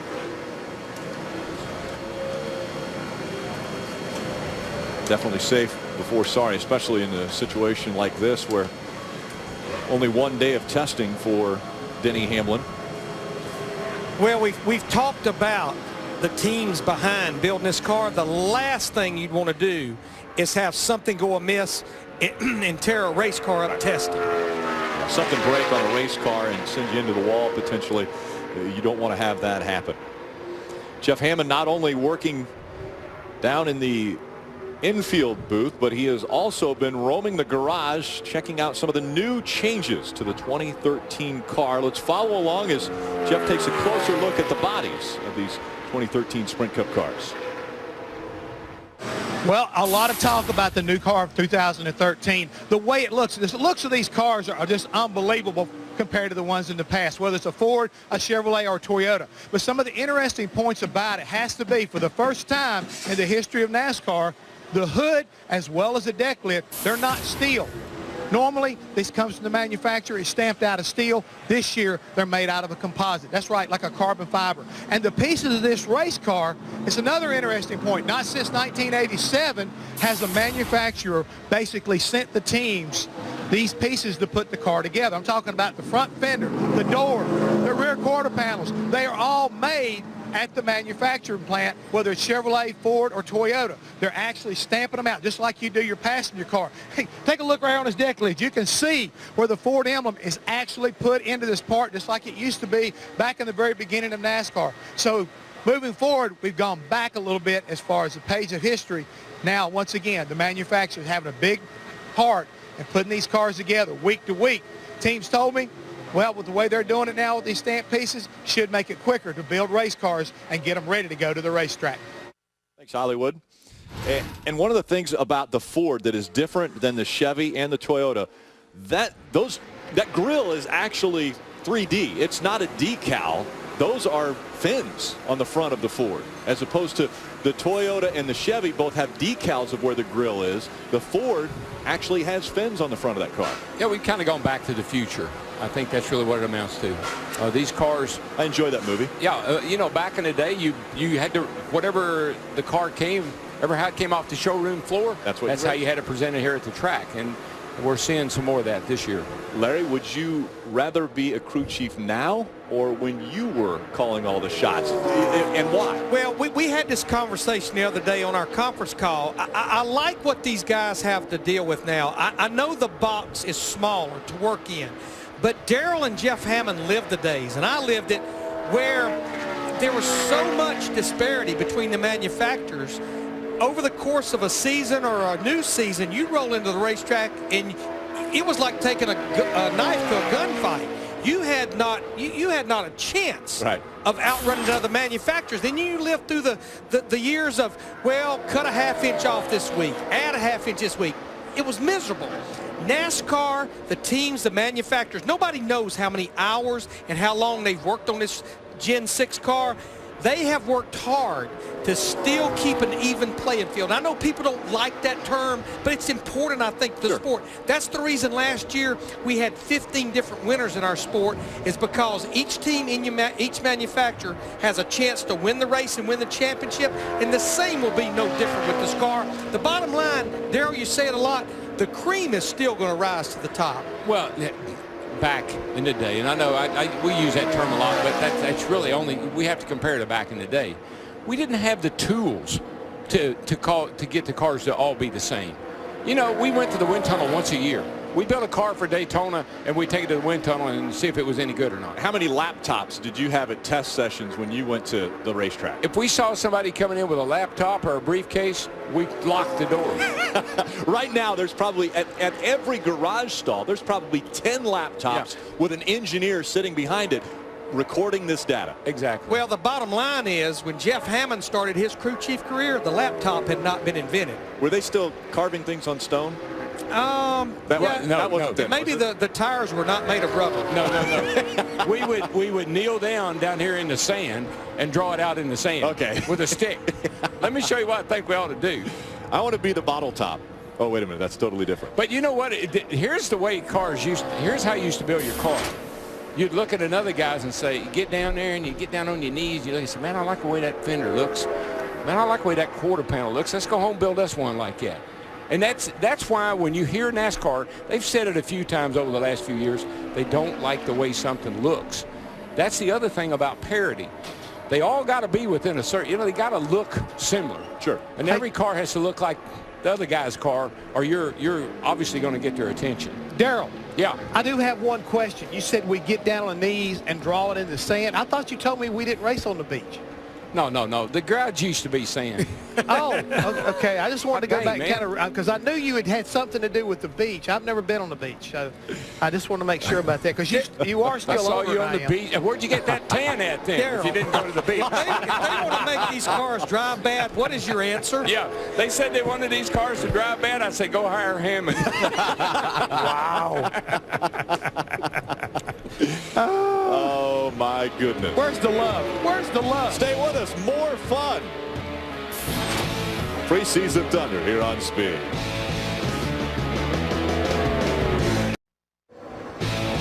Daytona International Speedway, the side of Daytona preseason Thunder on Speed. Rick Allen, Larry McReynolds, Darrell Waltrip, along with Bob Dillner, Matt Yoakum, and in the infield studio, John Roberts, Matt Clark, Jeff Hammond, bringing you all of the action from this afternoon session. One of the drivers we always like to focus on is a guy who has amazing success here at Daytona, Jeff Gordon. He's been out there a few times. DW, he's got a pretty interesting cockpit here. Well, one of the things that I kind of said after Talladega, when Tony kind of come down and blocked Michael, I said, what if we didn't have so many mirrors in these cars? I want you to look. Jeff's got one up here. He's got one down here. Then he's got his driver mirror, which is over here on the post. So he's got 3 different mirrors, and they're all huge. I think that creates blocking. I think if you go back to the day when we had nothing but a regular mirror, just like you have in a passenger car, we had one little mirror. It was restricted. You couldn't have a wink mirror like these cars have in them now. I really think there was less blocking. Why? Well, for one reason, you couldn't see where the guy was. So if you think about sprint cars and other kind of race cars, they don't even run a mirror. They don't allow them. So I think we've kind of gone overboard on the mirror thing. I think it would make the racing a little bit actually think it'd make it safer. A lot of people say it'd be more dangerous but if you don't know a guy's there, how are you going to block him? If you're not looking back, that would mean you're looking forward. You've got to right? be looking ahead. And so I think we've kind of, like the radios and some other things, I think we've gone a little bit overboard on the mirror thing. The drivers would probably disagree, but I think the racing might be better if we didn't have so many mirrors in the cars. We continue to talk about the different changes with the 2013 car. Bob, what else is going on that's different with these cars? Well, Rick, it's like the first day of school. You get to come into the garage area here at Daytona and see everything brand new. You got the new rear spoiler, rear deck lid, all sorts of stuff. But you take a look at the roof area of this race car as well, and we've always had, at least for the last decade about, these roof flaps. And if a car spins around, it prevents them from actually going over. And these roof flaps come up. Well, this year, take a look. This roof flap is significantly larger than the roof flaps we have seen in the past. In fact, I just spoke to the crew chief for Jeff Burton, and it's about 2 inches higher and about 6 or 7 inches longer. So when these babies come up, they will really deflect the air and keep this car on the ground. So this is one of the major differences that we're seeing in these cars. But you can walk around the car all day long and find different things, new things about these race cars. And we'll talk to Jeff Burton here in just 1 second. Jeff, your third quick, fastest among the cars in single car runs so far. But how does this thing feel out on the racetrack? It's a bit hairy. I mean, it's not, it's easy to drive, but in comparison to what we used to have here, it's a little hairy. So I think in drafting, business is going to pick up. It's got a fair amount less downforce than what we're accustomed to, and it's going to be a little bit harder to get to drive, which I think will be a good race. I personally think that makes better racing. I like the old racetrack here when you would slip and slide. I thought that was cool, and I think we're going to get some of that back with this. So do you think it's putting the driver back into it a little bit more? The people that run good will say yes. That's how it always works. Whenever you run well somewhere, you say it's a driver's track, and when you don't run well somewhere, you say it's all car. That's how that works. You see a lot of new things on this race car. We just showed those roof flaps. Did you ever notice how big those roof flaps are on that race car now? And on top of that, this left side's got when you open it, it has a flap on it. So, here, I can show you. It's got this flap on it too. So there's a lot they've done to try to make it safer, and the extra bars in the car, I think that's a good thing, because we did one issue with this car was that in that flip over, the front of the cage would lay down more than the old car for whatever reason. That helped out a lot. So what's cool about this car has all the safety stuff that the COT had, but my goodness, it looks so much better. And I think, in my opinion, this car is going to race a lot better. The downforce stuff should be a lot better. They put a lot of effort into it, and if it's not better, everybody will be disappointed, because they've never put this much effort into making sure the race is good. And I think that'll yield a result. See that? You always find something new. You can take a look at that roof flap. A little parachute right there to help capture the air and keep these cars down on the ground if they get turned around. Yeah, Bob, I think part of the reason NASCAR has become pretty comfortable with these cars running over 200 miles an hour at Daytona and Talladega are some of these things we're seeing with the bigger roof flaps. But this car is smaller. It does have a smaller roof. It's got a much smaller rear spoiler. So therefore, I think to balance the car back out, you had to make those roof flaps bigger.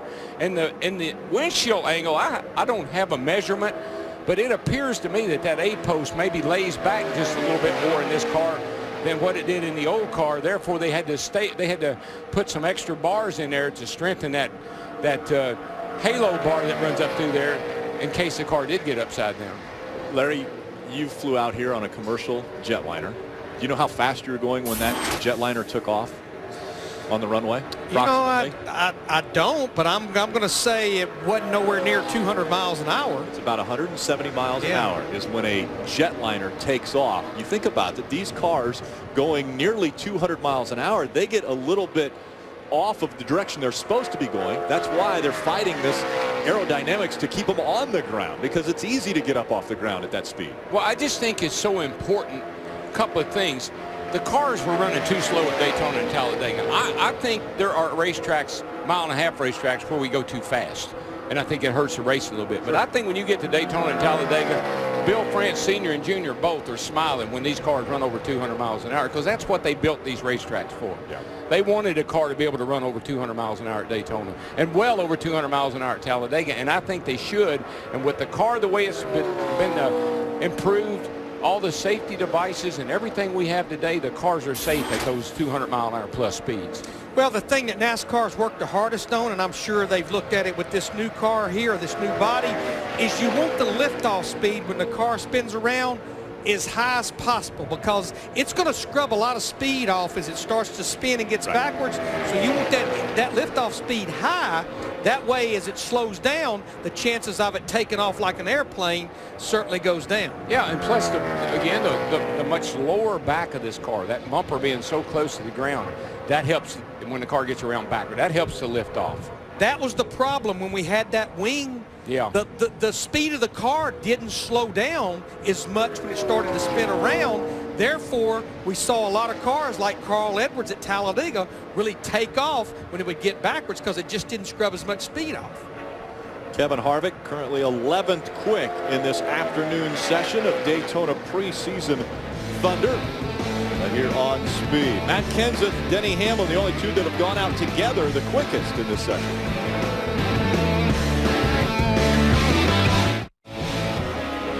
Welcome back, everyone, to Preseason Thunder, the Daytona International Speedway, where we are just over halfway through this afternoon test session. Take a look at 5-time champion and former Daytona 500 winner Jimmie Johnson out on the racetrack. You know, several crew chiefs over the years have told us when they put a driver in the race car, they're not only putting a coworker in there, they're putting one of their best friends. They want to make sure that that race car is as safe as it possibly can be. And a lot of credit has to go to NASCAR, starting with the 2001 season. Their initiative to make these tracks and the cars safer has been great. And Jeff Burton said it just a moment ago. He said, we got all the safety features of the COT car in a car that looks really cool, Matt. Well, and I talked to a number of drivers about this particular car, and they are excited about the upgrades even to what's been done now. A bigger greenhouse. They've got more area to work with. The addition of the lower halo bar, what we're calling the Newman bar as well. All those safety integrations, larger roof flaps.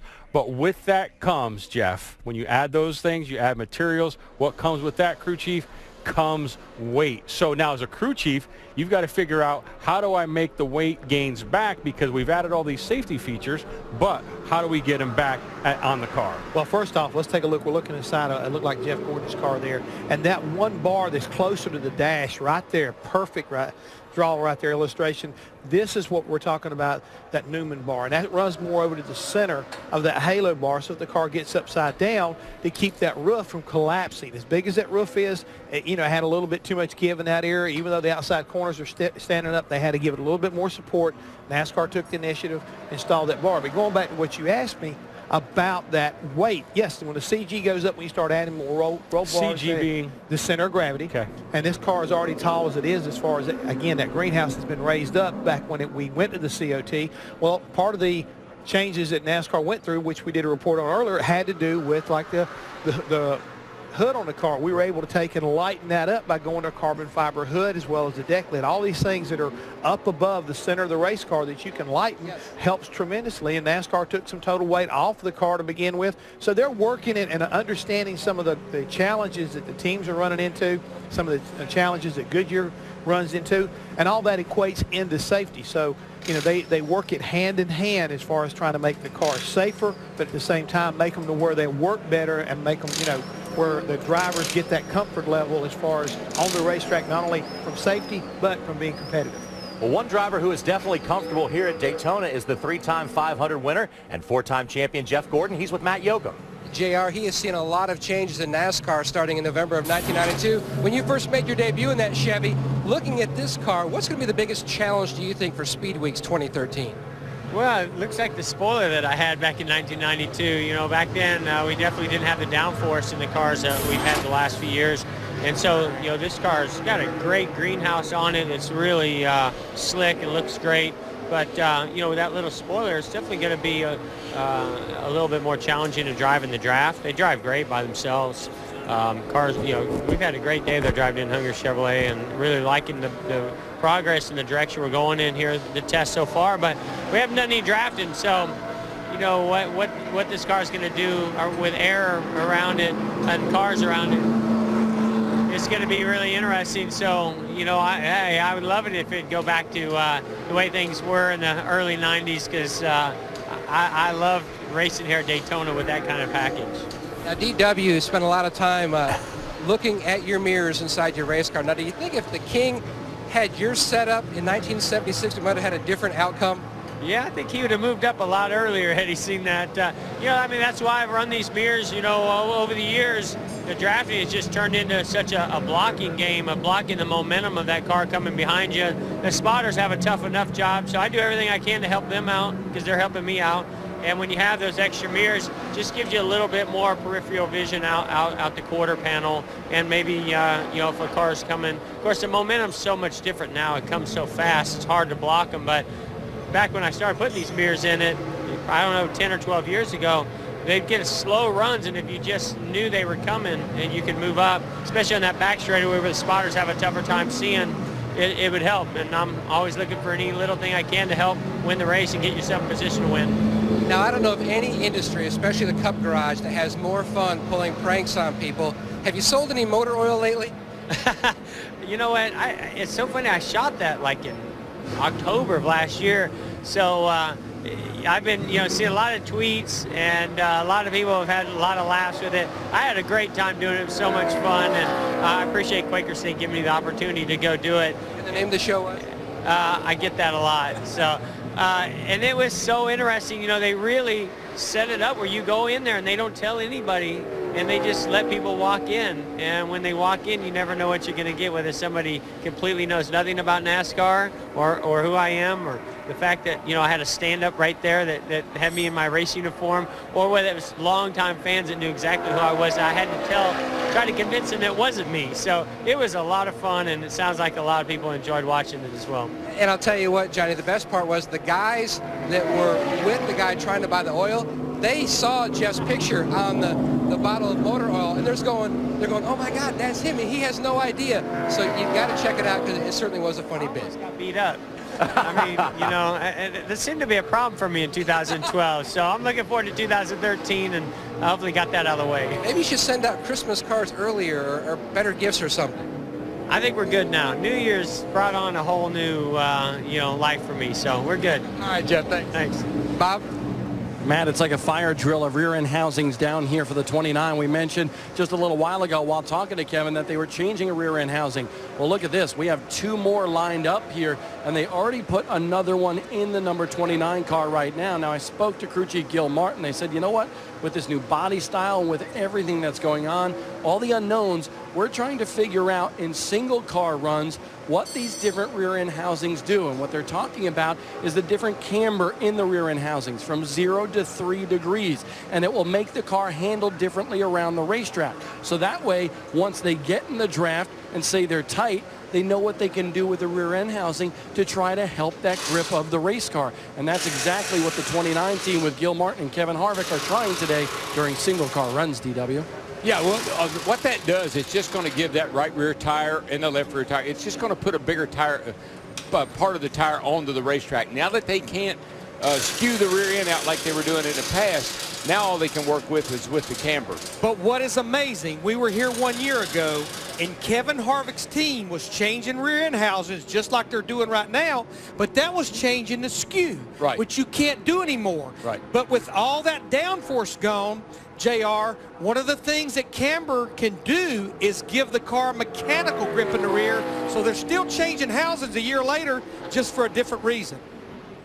And Larry, as we take a look at the number 10 car of Danica Patrick, who will be running the full Sprint Cup schedule for Stewart-Haas Racing this year. She's currently 4th on the speed chart with the best lap of 192.5 miles an hour. They're looking pretty darn strong coming out of the box there with Tony Gibson at the crew chief's position. They seem like they got themselves a fast race car, and they continue to kind of like pick a little bit away each time, and again, just trying to learn what they need to be able to put in this car when they come back here in February to have a shot at winning a pole. The old man, Tony Gibson, knows a thing or two. That's right. And he is Danica's crew chief. 2012 Sprint Cup champion Brad Keselowski has the honor of parking in pit stall 1 throughout the entire 2013 season because of that championship. And that's something that guys are very proud of. Well, I know Chad Canals told me when they rolled in the garage area after winning that very first championship that it didn't really dawn on him how special that was until he walked in the garage and that car was sitting in that #1 garage stall, yep. and that truck was sitting in that #1 parking spot, and it's there for the entire season. He said that meant a lot to him and his race team. I complimented Brad the other night on Twitter. He and I were talking about his white wheels. Now, back in the 60s, 70s, maybe even in early 80s, everybody painted their wheels white. And the problem with white wheels is once the race starts, they're not white anymore. But nonetheless, those wheels look great on that race car. That's kind of a throwback looking paint job from what we've seen in the past. Most people have black wheels. My brother has chrome cadmium plated wheels, and white wheels look good on a race car. I like them. You know, But- go Sorry, ahead, DW. One of the things also we talked about, I said, you're going to be smiling when you get to Daytona, because with that Roush Yates horsepower that we've seen down here in the past, I said, you're going to be a happy camper when we get to Daytona. I wish he'd speed up a little bit, because he's 31st right now out of 34. He might not be smiling yet. I don't think so. Yeah, we mentioned the fastest Ford, Greg Biffle, in the 16 car right now, 18th quickest. But Darryl, what I wanted to do is go back and kind of talk a little bit about the conversation John Roberts and Matt Clark and Jeff Hammond had a little bit while ago about adding bars and carbon fiber hoods and deck lids. And Jeff Hammond mentioned it just briefly about these cars being 100 pounds lighter. I don't know that we're going to see a lot with that here, but when we get to Phoenix and Vegas and all the other tracks, the road courses, that's going to be huge, and it's actually, I think, going to do a lot for the development of the Goodyear race tire. Yeah, well, they took 60 pounds off the right side of this car, and that's a big gain. And I know at Charlotte or Phoenix or any of the mile and a half or the smaller racetracks, you take 100 pounds off a race car, that's a couple of tenths. Sure. That in and of itself, because it's horsepower to weight. So you've lightened that car up 100 pounds, you picked up horsepower. I don't know about here. I'm like you, Larry. I don't know how much difference it'll make. It'll just be easier on the right side tires, which could be a benefit. Let's go back down into the garage. Bob Dillner, I know, is keeping track of some of those engineers down there as well. And there are a lot of them down here. You know, there's a lot of work that goes into the race cars, like Matt Kenseth right there. But a lot of the work starts at the computer tables. And take a look at this right here for Joe Gibbs Racing. This is 6-foot tables. There's 4 of them. There's 16 computers on this stretch of 4 tables here, with about 6 GoPro cameras as well that they attach to these race cars to see exactly what some of the mechanical suspension parts are doing while they're out on the racetrack. But Joe Gibbs Racing brought 20 engineers down here with 2 teams. Now there's another table about 3 garage stalls from here with a group of another 6 or so engineers. So a lot of computer work down here trying to figure out every single aspect of these race cars, from ride heights to all sorts of stuff, even aerodynamics and such, to try to figure out this brand new Gen 6 race car. This is the nucleus. This is where all the decision making happens. A lot of the crew chiefs walk over here and talk to each individual engineer to find out what they're learning about these new race cars. Yeah, Bob, one thing I noticed right here with this fella, he's got him an ECU unit right there that he's possibly programming a different fuel mixture or something for the engine to try. But every one of those guys, anything on that race car that moves, whether it's from the gears to the wheels to the bearings in the hubs, every one of those things are being monitored. They're probably even monitor tire temperatures, which are infrared sensors as the car goes around the track. Heat, how much heat are we willing? There's so many things. That's why you say, what are they doing? Well, they got 16 guys there trying to figure out different things. And by the way, Jeff, those were laptops, laptop computers that were on that table. I don't know if Jeff Hammond knew that, but those are laptops. They're an amazing tool. Yeah. But talking about that ECU box, think back to a year ago when we rolled in here for the first time and we're going to race electronic fuel injection. The good news in my book is the work that NASCAR, the teams, the engine builders, the people at McLaren and Freescale, everyone that had a hand in electronic fuel injection, for the most part, other than some parts issues in the beginning of the season, we never talked about it. Right. And that's a beautiful thing. And it's hard to believe we raced that all year long, and now we're here in year 2 with it. Yeah, Freescale builds all those ECU units. It's the same one that's in every passenger car on the highway. That is the same brain that's in every car on the highway. And they have them in every kind of racing, from Formula One to NASCAR. Right. And as you mentioned, they can be programmed differently to adjust almost anything on that motor. Oh, yeah. Yeah, you can't change them out on a race weekend. Right. It's put in there, and you can only use the laptop in the garage area to reprogram things about it. Here, you can just change the whole ECU box out. They're much more plentiful today than they were a year ago. And precisely, you can add more fuel to a certain cylinder. I mean, that's the type of mapping that these guys continue to talk about as far as trying to make sure that they're producing as much horsepower as they can. Yeah, the data coming out of the car today, we never had before. Things that we couldn't monitor, they now can monitor. And it's really helped a lot of these teams, and it's helped a lot of drivers because you can overlay so many things. Now here you're going to hold the throttle wide open, so throttle trace is not really that important. Right. Steering angle, braking, and they'll track that, how much the steering wheel moves. Oh yeah, and one, it'd say, hey, look at your graph compared to somebody else's graph. So I think that's helped some of these drivers to be better race car drivers. Take a look at somebody that's running better than I am, faster than I am. How's he doing it? Now we can figure out how he's doing it. We've been talking about data acquisition, and we were talking about the pitot tube. Yes. I figured it out through the help of Twitter. Not only does that device help collect data, but it hooks a wire when lightning strikes the clock tower and sends the car back to the future. Back to the future reference once again. How fast, or how many gigawatts? I have no idea what a gigawatt is. Gigawatts.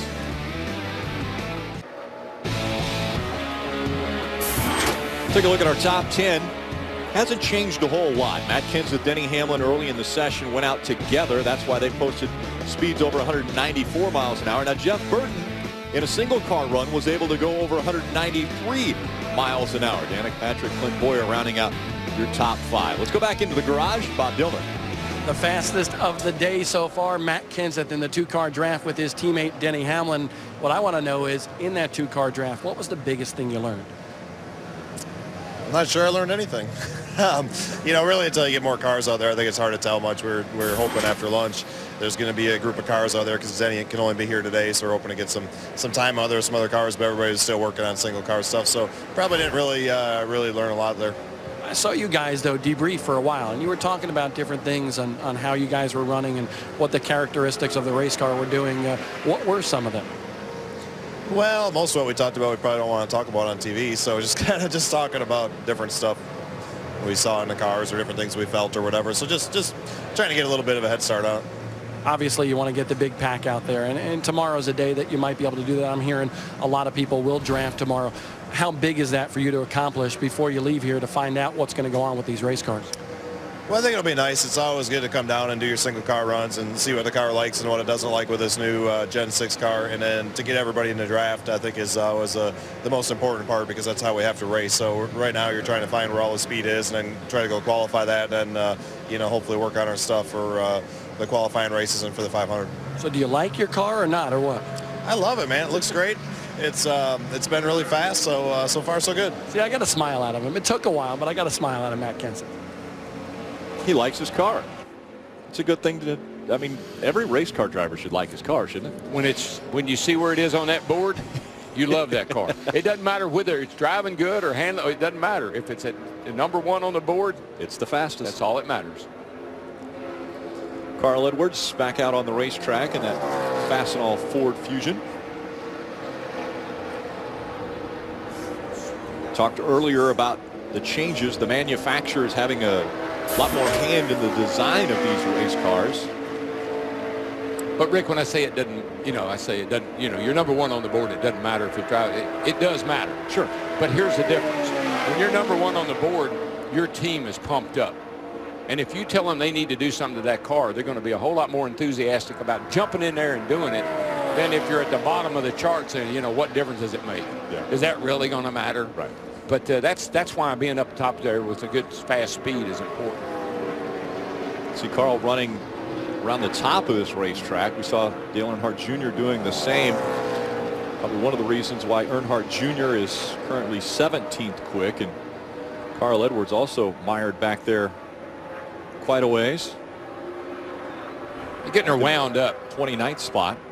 This is his throwaway lap. He'll run her up there and then he'll drop down the bottom and see if he can pick up anything. You know, Carl Edwards finished second in the points back in 2011. In fact, we know how close that points battle was Just with a Tony tie. Stewart. If you just look at going all the way back to 2006, Matt Kenseth finished second. He came back to finish fourth. But since then, no driver that finished second in the points has finished better than seventh. Jeff Gordon did it back in 2007. So now the question remains, Clint Boyer, who finished second in the points with 3 wins, where will he finish now in 2013? And I can speak to that, Larry. In 1979, we lost the championship to Richard Petty by 11 points. We were not the same team in 1980. We didn't have the enthusiasm. We didn't have the desire. We gave it all we had. Bill Gardner threw everything. He threw money at it. He threw everything, resources. We threw everything at it we had, and Richard beat us by 11 points. And we all said, well, that's it. Well, I don't care wherever, I don't want to run for another championship. It's not worth it. And I think that happens to guys. I think that whole team, it's a downer. Carl Edwards, at the end of that season, had a very poignant interview where he said, I've learned this whole season, and we came so close. I'm going to take everything I learned and put it into next year, and we're going to be battling for that championship. Well, that didn't happen, and it wasn't even close. They struggled all year trying to figure out how to get to victory lane. You start second guessing everything you do the next year. What if we did? Well, maybe we should have done this, and maybe we should have done that. What if we did this, and what if we did that? Clint Boyer doesn't want to have that second place slump. Austin Dillon, driver for RCR here in the Daytona preseason Thunder.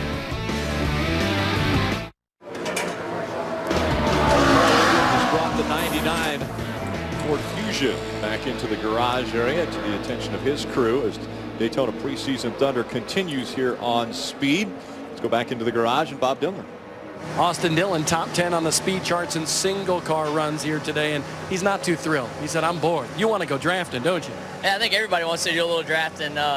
It's good for the guys, though, to find out what's fastest for the cars. They can find a little bit of speed here and there and just work through it methodically. And it's a little boring, but you still can learn something. So what's new in your world? Obviously, you're going back to the Nationwide Series, but you're going to dabble around in the Cup Series. How many times are we going to see you? Well, we got Honey Nut Cheerios on board for the Daytona 500, and just really excited about that right now. And hopefully we'll know soon enough how many other races we're running, but I think we're going to run quite a few more. I got to say, I'm a little disappointed. I know you go hunting in the off-season and so forth. I looked at Paul Menard over there. He's got a big old growth. You just got stubbles going on. What's that about? I thought you were a big hunter. It's only 3 days old. Well, where's the rest of it? How come you shaved it off? I don't know. My grandpa wants me to look pretty good. I don't know why, but I like the beard. It's nice. Paul, he grows a huge beard. He goes snowboarding and skiing. You have to ask him. He's got a picture on his phone where he's got icicles in his beard. Yeah, you have to go ask him right now. It's slow time for TVs, I know, so you can go get that picture and show everybody. Well, we'll go track that down, and good luck, and hopefully you do get to do some drafting tomorrow. All right, thanks. Thanks, Bob. That's too bad his grandpa wants him to look good. One thing I said earlier that I was a little bit off of, Austin Dillon only has 2 Spring Cup Series starts. He only has 1 from last year. Yeah. He finished 24th at Michigan in June, and then in 2011 he ran the race at Kansas. So he only made the 1 start last year. Trevor Bayne, Daytona 500 champion, driving for Wood Brothers. Fast car every time we come to Daytona. Yep. Well, this car qualifies good just about every week. Every time they run this car, it's always pretty fast. Donnie Wingo does a really good job with the car. They run, a limited schedule. It's usually a pretty good race car when they show up. Big change in his life as well. He popped the question. Yep. Trevor Bayne engaged. Off the market now, ladies. He's a fine young man, I tell you. He's a good kid. Good Christian boy that will bring that car back into the garage area to the attention of the Wood Brothers crew. Back out on the track, the 95. Scott Speed behind the wheel of this race car. This is a team that ran a limited schedule last year, but I've got to say, Darrell, when they showed up, they were pretty prepared and they were pretty fast, and I know they're going to run more races here in 2013, including the Daytona 500, attempt to qualify for it. Yeah, I think Scott's really improved as a driver, too. I think, when he was with Red Bull, he was just getting his feet on the ground. Sure. And I think as time's gone by, he's improved as a driver, and he always can put a good qualifying lap in. Scott spent a lot of time this season in the Camping World Truck Series, honing his skills. Has put quite a bit of time in behind the wheel of Sprint Cup cars. Scott also and his wife having a baby last year, so their lives changed as well. Amanda, if you want to follow somebody on Twitter that'll crack you up, she'll crack you up. Oh, yes. All the girls, you know, Delana, she's funny on Twitter. Kelly Earnhardt, they all, every now and then they'll get a little chat going amongst themselves. You know, they're all fun to follow. And the fun thing is you can listen in by being on Twitter. So yeah. You can kind of follow along in that conversation. You can join into our broadcast as well if you want to throw a tweet up there. Make sure to put hashtag Daytona testing with that, and we'll keep you involved. It's like Ryan Newman's chatting a little bit with Danica Patrick, teammates this year.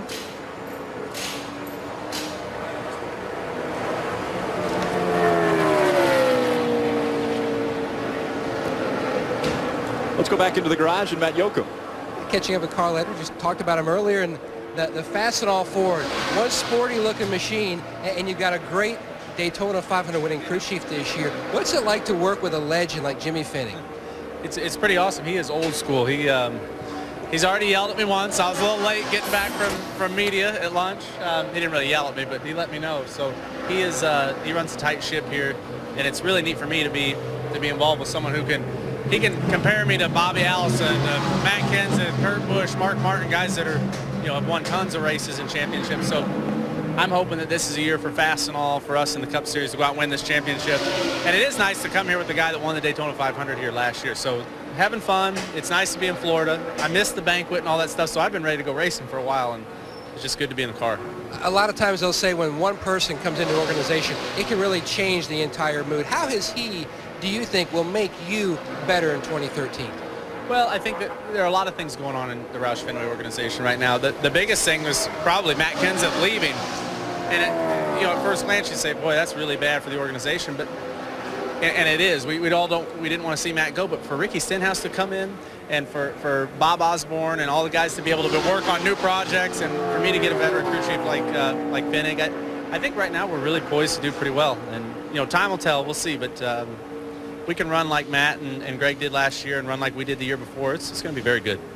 Now, sometimes testing can be boring. Has anything happened? Have you been trying to keep the mood light at all? Nothing's really happened yet. I wish there was something to tell you. I could make something up, but it's been pretty low-key, nothing exciting. I have a feeling, though, when we start drafting, that's when business is really going to pick up, as DW would say. Yeah, I think it's going to pick up immensely. That's not a very big spoiler on the back of these cars, and I think everybody's kind of antsy to race a little bit, so we've got a backup car. I don't know if other people do, but we're prepared to go out and draft. Now, Clint Boyer's on Twitter. Amazing. Jeff Gordon's on Twitter. Harvick's on Twitter. Just about everybody's on Twitter except yourself and Twitterless Dale Earnhardt Jr. I know. I look over sometimes. I'm like, what are you doing to my wife? She's on her phone. She's like, I'm checking out everybody's Twitter. She knows more about what's going on because of Twitter than I do. There's somebody on Twitter that says they're me, but it's not me. But I think they do a pretty good job. So for now, I'll just let that guy do it. Your wife's handling it for you? Yeah, it's not my wife that's on Twitter. No. She's keeping you updated on it. Oh, yeah, she keeps me up to speed. I usually know what people had for lunch and breakfast and where they're vacationing. That's the work. I got to give Jimmy Johnson some grief. You can't be sending those pictures out. Him and Jeff Gordon, they send these pictures out on Twitter of these beautiful vacation spots. And you didn't go to P. Diddy's yacht? No, I was not on that yacht. And Central Missouri is a long ways from P. Diddy's yacht. I enjoyed my off-season in Central Missouri. But my wife and everybody else is nagging them because they're like, oh, look where Jimmy Johnson took his family. Look where Jeff Gordon took his family. And I mean, that stuff's expensive. It takes a lot of time, a lot of planning. A lot of us guys. You got to pay for some college. Yeah, I got college and diapers, and actually, I just had a shop to put together. I've been ordering a bunch of stuff from Fastenal. But as far as my wife was concerned, I didn't have time. I was focused on racing. It wasn't the new welder. That wasn't it. It wasn't a new welder. All right. Well, we're going to go back upstairs. week, guys. Thanks, Matt. You know, guys, when Matt Kenseth announced that he was leaving Roush Fenway Racing and moving on, and we all knew even before it was announced that Ricky Stenhouse Jr. was going to be the heir to the 17 car, I was pretty excited that Ricky Stenhouse Jr. was going to have Jimmy Finnegan as crew chief. I thought that's perfect. And then when they made the announcement they were going to move Jimmy over to Carl, and pretty much Scott Graves was going to take over for Stenhouse, kind of a rookie crew chief with a rookie driver, I went, oh boy. But Darrell, I think at the end of the day, Roush Fenway, with the money that was spent by Ford and Roush Fenway to get Carl Edwards to re-sign a couple of years ago, they had to do everything they could for that 99 team and Carl this year. I always say, you know, you put your best people together. We've seen it with other teams, you know, whether it's Childress or whether it's Rick or Hendrick or whoever it is. You look at your driver, you look at their personalities, and then you try to marry that up with the people you have on your staff, and you try to put your best people together to get the best result. That chemistry is so important in a successful team. It means everything, and most of it, you take Joe Gibbs, great coach. He's a people person. He knows personalities. He knows, they give them those tests, those were the personality tests. Sure. They know who to marry up with each other, and if they get the opportunity to do it, they do it. Aptitude test, I think I was supposed to be a ditch digger or something like that. Really? I'm pretty sure that's where my aptitude was. Really? Thanks to you. I'm not surprised. Thanks to you, I'm not digging ditches. Cadillac Rick. NASCAR Race Hub. Tonight, 6 o'clock, a couple special editions of NASCAR Race Hub tonight and tomorrow night. But tonight, we got Carl Edwards as well as Robin Pemberton and Ricky Stenhouse Jr. We'll talk about the first day of testing in Daytona. Talk about the beautiful weather in Daytona Beach, Florida. How about, well, Loudon, New Hampshire? They got hit with the white stuff just recently, as did a few other racetracks. Take a look at Michigan International Speedway and that blanket of snow. And you might not recognize this one. Oh, well, maybe you will. Indianapolis Motor Speedway, covered with snow. This one may throw you for a loop. Eldora Speedway, covered with snow, but underneath that snow is a fresh layer of dirt. And guess who's going to be there this year? The Camping World going there. Truck Series will go to Eldora Speedway July 24th. That's right, the trucks and NASCAR back to a dirt track.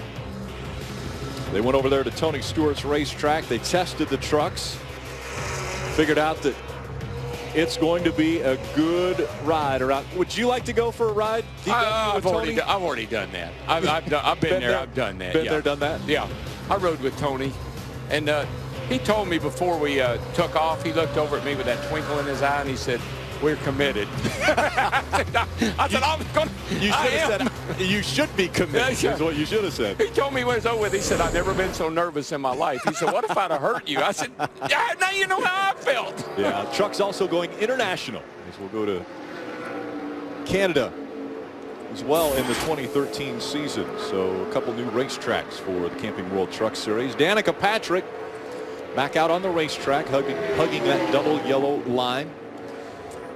You know, earlier was reported, of course, she's fourth quickest right now, that they felt like this car had speed that maybe it could come down here and sit on the front row for the Daytona 500. You think about a year ago, she sat on the pole for the Nationwide Series race. I had someone tweet just a moment ago asking about phones. They've been seeing some of the drivers taking pictures. Jimmy Johnson was one, waiting in line with his phone. And we found out a year ago that NASCAR has said no phones in the cars during the race, so you're not allowed to have those in there. Different situation here. This is testing. They have tons of technology inside of these race cars right now that they won't have access to when they come here on a race weekend. But right now, if a guy wants to take a picture with his phone in the car, he can do it. And you know, the reasoning behind that, it's not that they cared about drivers tweeting or taking pictures, but every one of us, our iPhones are laying on this bench right now. You mean those data collectors? Well, that's an iPhone is a computer. Yeah. And we showed the ECU box a while ago, and I think it was documented. I don't know that we ever really knew who, but last year there was teams that was collecting data through a cell phone. But I think the big thing was a team from another organization gathered data from another team through virtue of what was going on with the cell phones. And I think that's the reason NASCAR made it short, quick, and simple. No more cell phones in race cars on a race weekend. Larry told me, I said, what do you think's going on? He said, I don't know, but I can turn my lights on at home with this phone, and I'm in Daytona. That's right. It's amazing what you can have as far as these cell phones and PDAs and everything that people have now that they can collect that data. You see, yeah, the spotters have got their phones up there where they're communicating. And that's one of the things we heard earlier. Matt Kenseth make a comment to Bob Dylan when they were talking about what was it like, what did it feel like, and he said, I can't say that on TV because everybody's watching. All the teams are watching to see what the other cars are doing, how they're reacting. Well, at the same time, these spotters, we're monitoring their frequency so everyone else can monitor their frequency. So if they have something that they want to say that they don't want people to monitor, I'm sure they're going to text it. Yeah, Mike Kellenoff down there standing by the fence right there. He just moved forward a little bit. He's copying what everybody else is texting. I needed to draw a bigger circle, didn't I? Be nice. He just won the Daytona 500 a year ago. Be nice. He's copying those other guys. Bob Dillner. When you come down to Daytona testing, guys, you see all sorts of new stuff. And last year we saw a lot of lasers pointing to the bottom, to the racetrack. And you can see the lasers actually go into the garage floor here. And a lot of them measured ride height around the racetrack. Well, we were just looking at the back of the Paul Menard number 27 car here. And you can actually see a light right now that's shining on that crew member's head right there. It was shining just on the garage floor a minute ago. And I asked Craig Smokestead, who's the car chief on this machine, I said, what is that? He said, well, it measures some sort of slip angle or something. I said, well, what are we talking about really there? It's not ride height? He said, nah, I'm just a mechanic. You're going to have to ask somebody else. Ask somebody smart.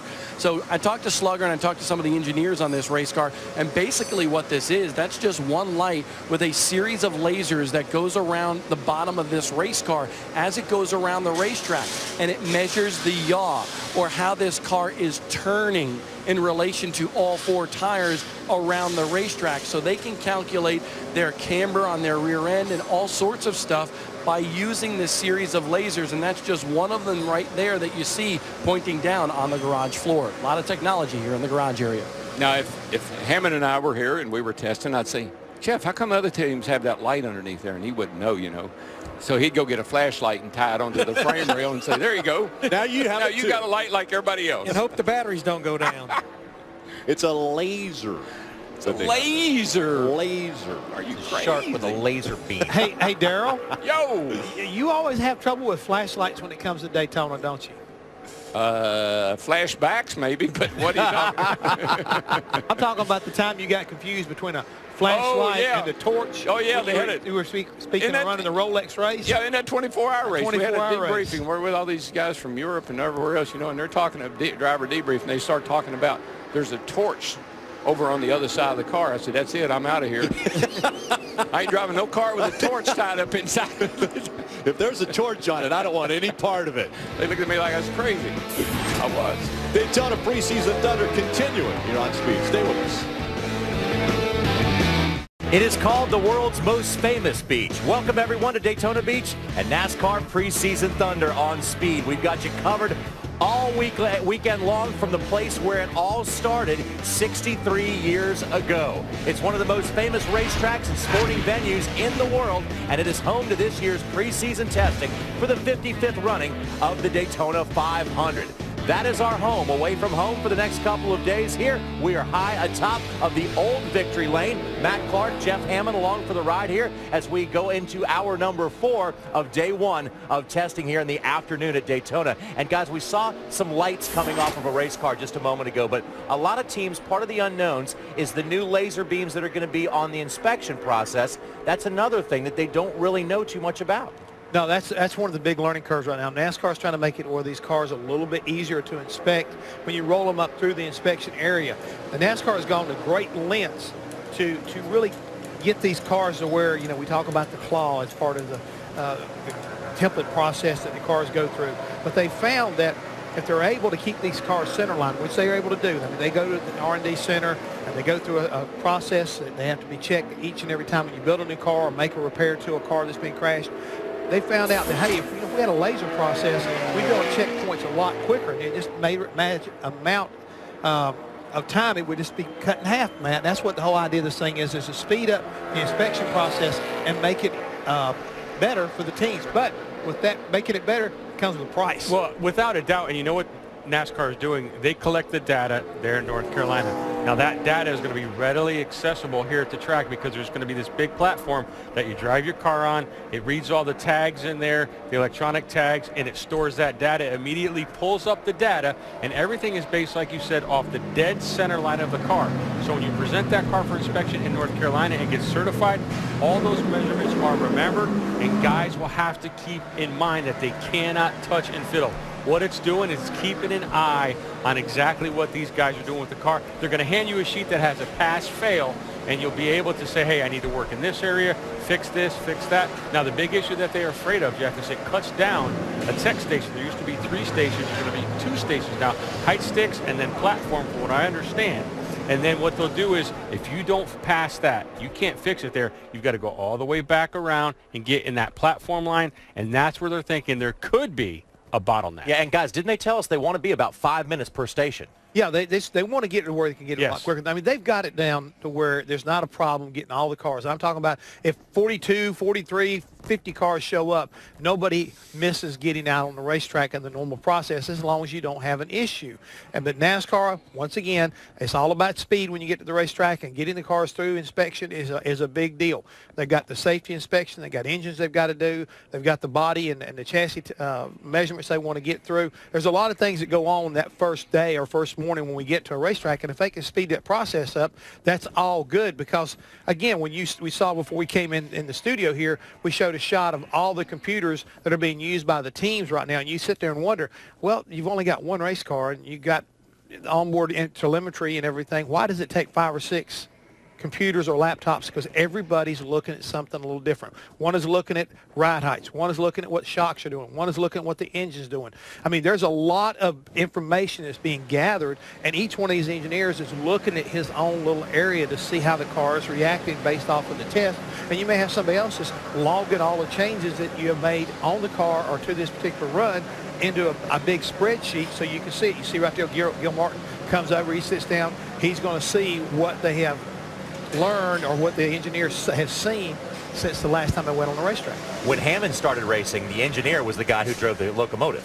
Well, and I was going to get to the creative engineering that NASCAR is trying to prevent, that guys like Hammond were able to kind of use. I don't know what you're talking about. They've removed that, but it's survival. It is survival. It is being creative, but honestly, what they're also doing, those engineers also include some of the manufacturers' engineers. They bring support. They gather data that some of which they can share across your manufacturer. Not all of it, but they can share some of that common engineering around, among the Chevy brand, the Ford brand, the Toyota brand. And I think that when you see, Bob mentioned it earlier, 20 engineers potentially at a table that Gibbs brought, I mean, that's a big engineering clout. So suffice it to say, there are a lot of very smart people in that garage area. Smarter than I, for sure. A lot of very smart people, we Me said. too. But then there's also some other people in the garage area. There's Mikey Waltrip.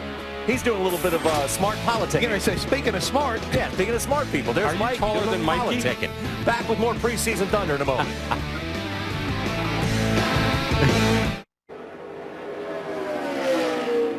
Tomorrow, get more live coverage of Daytona preseason Thunder right here on Speed. High Banks will be rocking with another 4 hours of live on-track action you can't see anywhere else. It all begins tomorrow at 1 p.m. Eastern on Speed. Get a reminder, our online version of this will be at 9 o'clock tomorrow morning. You want to tune in. Larry, let's talk a little bit about the new qualifying format. This is another change that's taking place in 2013. Well, and honestly, I don't know how Darrell feels about it, but I like the fact that we're pretty much going back to the fastest 36 cars make the show, and then we have provisionals based on the previous year's owner's points for the first 3 races, and then once we get to race 4, it'd be the current points. I just like the fact that now that top 35 rule is gone. I think when they did it a few years ago, Darrell, it made sense. But I think it's run its course. No one did anything wrong. A lot of people made great business decisions, but I think the rule really got circumvented for the full intent that it was put out there for. I think I'm probably looking back, usually think the fastest 36 cars made the race Just about every week anyway. Yeah. So I think that was the deal. But the thing maybe I don't like so much is I kind of like that. I know the teams manipulate it, and that's probably why they changed it to back to the random draw for when you go out to qualify. But I kind of like that fastest to slow or slowest to fastest thing. Kind of build a little drama. You know, oh, we got a new pole, we got a new pole. I guess I'm okay with what they did, but I kind of like that slowest to fastest. Well, and I'm anxious to kind of maybe talk to Robin Pemberton why they did that.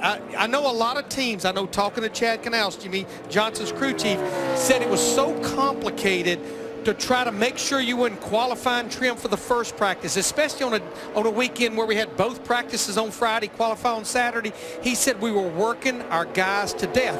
I think the easiest thing would have done and still give us what we were looking for is just combine the practices. Yeah. You know, slowest to fastest in both practices. Now, the one thing I do like is the fact if we do have qualifying rained out and we've had at least one practice, the field will not be set by points. We actually will go back to the fastest and slowest from that practice session. I like that. Well, and the other thing I like is this year it looks like most of the tracks are going to qualify on Friday, back like we used to do. I know it drove me crazy. I know it drove the drivers crazy to come in on a Saturday morning and be there just to run 2 qualifying laps, and that's all you did that day. That just seemed like a waste to me.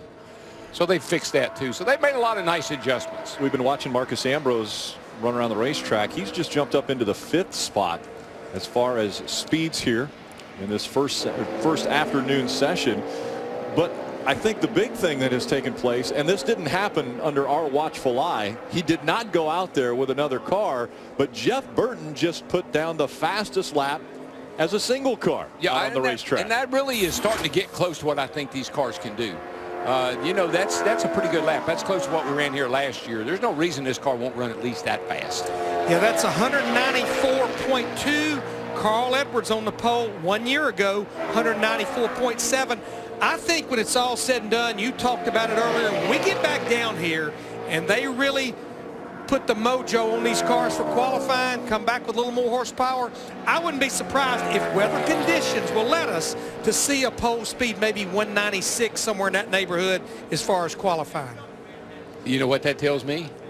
They're going to really be fast when they all get out there together. If they can hang on to them. Put them into a pack of 43 and see what speeds they turn there. Now, the one thing, Jeff Burton actually is on the straightaway, the backstretch right now, and in front of him, there is a race car probably a quarter of a mile in front of him, maybe a little bit underneath that. He is getting a little bit of assistance from that race car, but not like the 2-car tandem that we've seen. We've been talking about data acquisition, data acquisition, data acquisition. They can look at data acquisition now in so many different ways. They'll be able to tell if that driver out there in front of him actually helped him. I know my theory always was, if you can see it, he's helping you a little bit.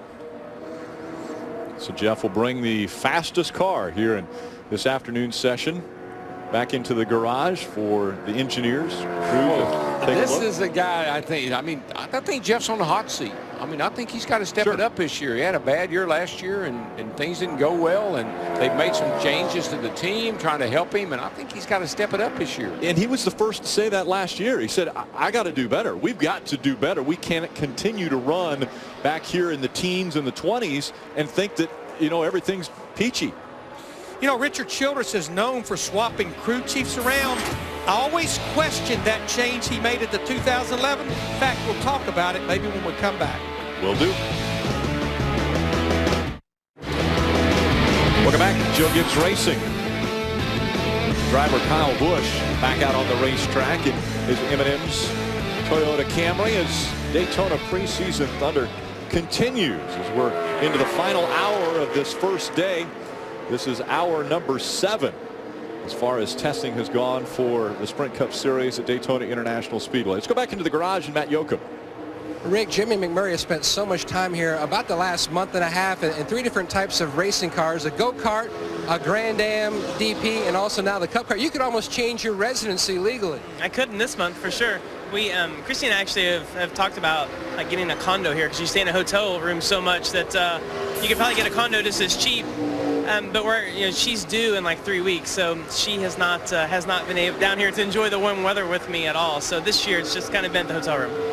looking at testing, and to put it in perspective, you run 15 runs and you've gained how much in the stopwatch, which is pretty much common for everybody. Yeah, about a tenth of a second, and that all happened with one change. You know, you change all these parts on the car, and it's just hard to find any speed. When we used to come down here, we had all the puffs and the body panels that we put on the car, but you're so limited now on the shape of the outside of the car that it's hard enough just to get it through tech, much less to manipulate it or anything to make any more speed. So really, for our team, we've got a few new people on it, and this test is more about just working together and kind of getting used to working with each other. You won this event in 2010, and you told me something the next weekend, that if you had known you were going to win the race, you would have approached it differently as far as enjoying all the celebration. Well, I mean, obviously the Daytona 500 is our biggest race, and there's so much media that goes into winning this event that when it's over, they just run you ragged to promote it and to talk about your win. And as exciting as that is, you don't get to savor or enjoy the moment. And like we were talking about, if I had the opportunity to win this race again, I would approach that differently, I think. All right, let's go across the garage to Bob. The man on top of the scoring tower right now, the 31 car of Jeff Burton. But what's ironic is the guys that are second and third, that's Matt Kenseth and Denny Hamlin you see right there, they were in a two-car tandem. So Jeff Burton just climbed out of the car down here in the garage area. And the big question, Jeff, to you is, how can you in a single car run be quicker than two guys that were actually drafting? Well, I mean, you know, we got more tape than they did. We were, you know, we're in Q trim and they were in race trim, so there's some speed there, and you know, we're working pretty hard. You know, our agenda here today is about, you know, finding all the speed we can find, and to be honest, you know, there won't be a whole lot left on the table. You know, when we get back, when we come back for the 500, but we need to know what does make the car faster and what doesn't make the car faster. So I know there's a lot of other teams that go a lot faster than they're going right now. So we look really, really special right now, and we are fast. I think it's really fast, but some other teams will be able to step their program up too. How fast do you think you can get here? How fast is this pole going to be?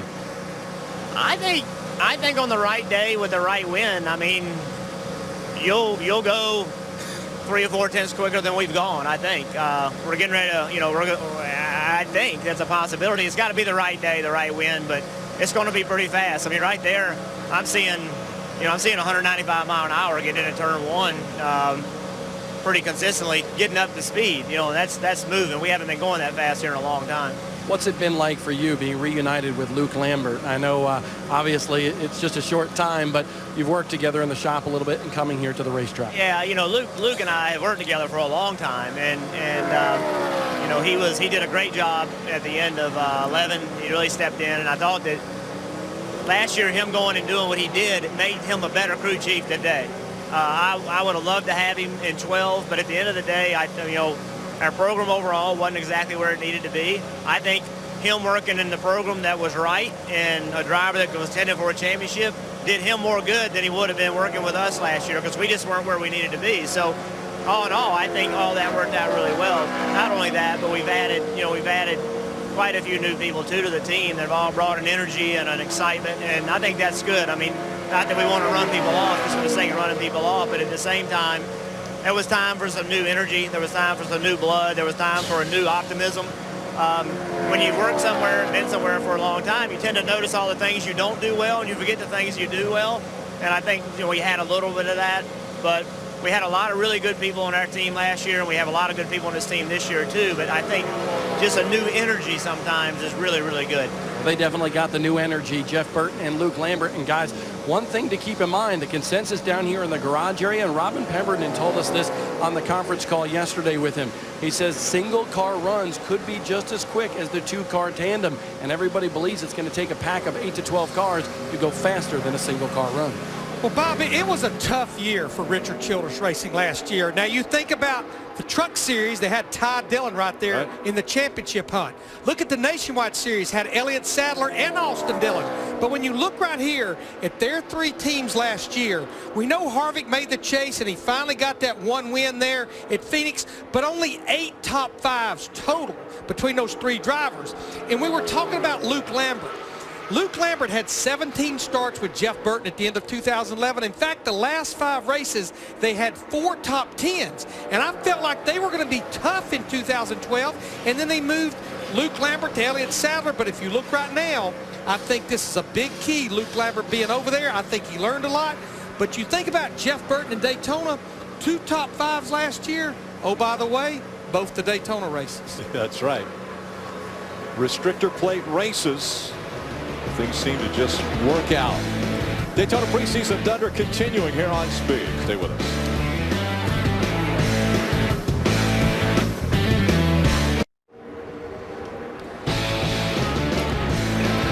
Welcome back. 35 minutes remain in this first day of Daytona preseason thunder. Sprint Cup testing as the new 2013 models of these race cars were unveiled to the Daytona International Speedway. Just remember one thing. I don't think, if I look down in the garage area, I've seen a template anywhere.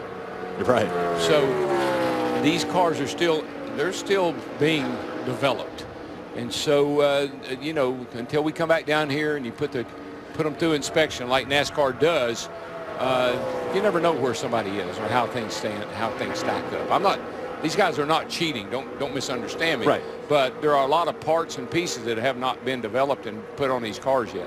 This may be a little practice qualifying run for Danica Patrick in the 10. Right now she's 4th quickest, but Rick, we were talking during break, she left pit road right around the top of the racetrack.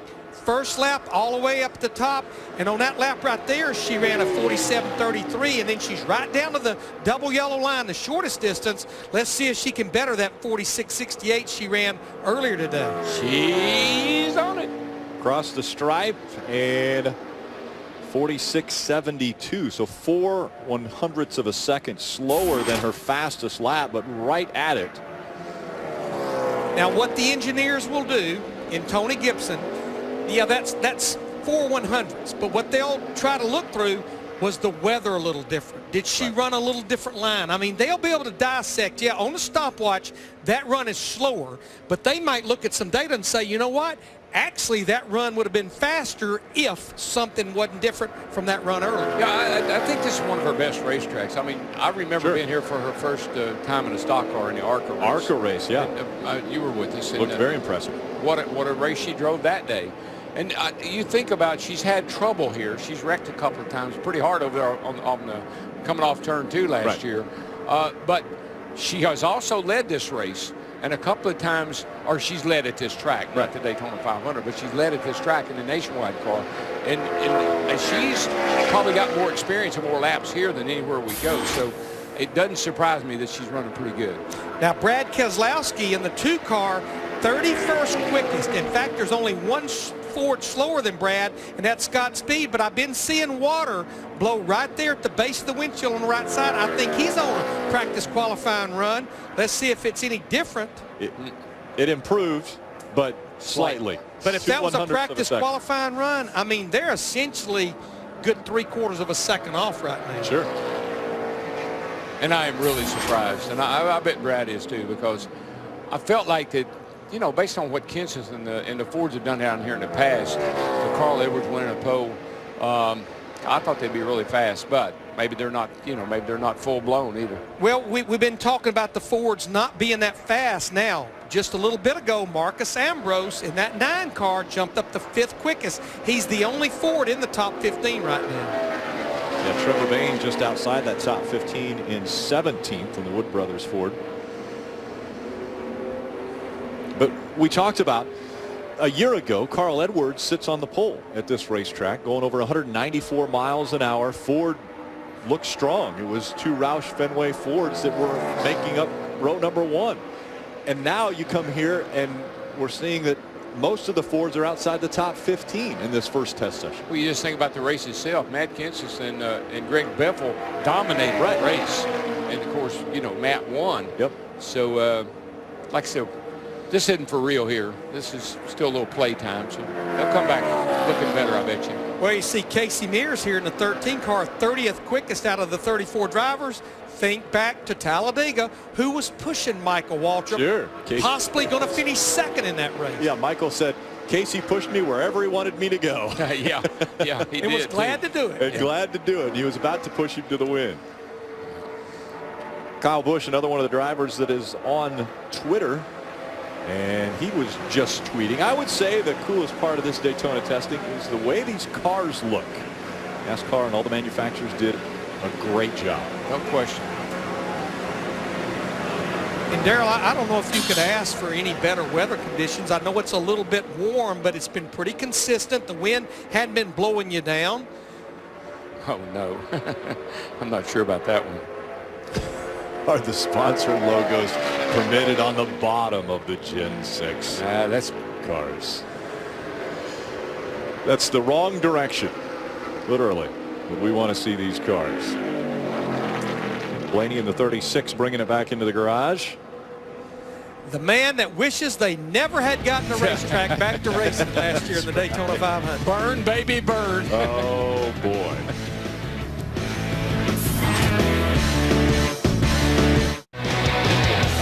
Tonight, get all the insight on NASCAR Race Hub.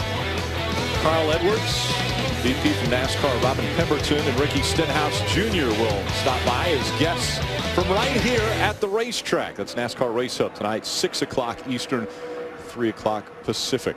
Bob.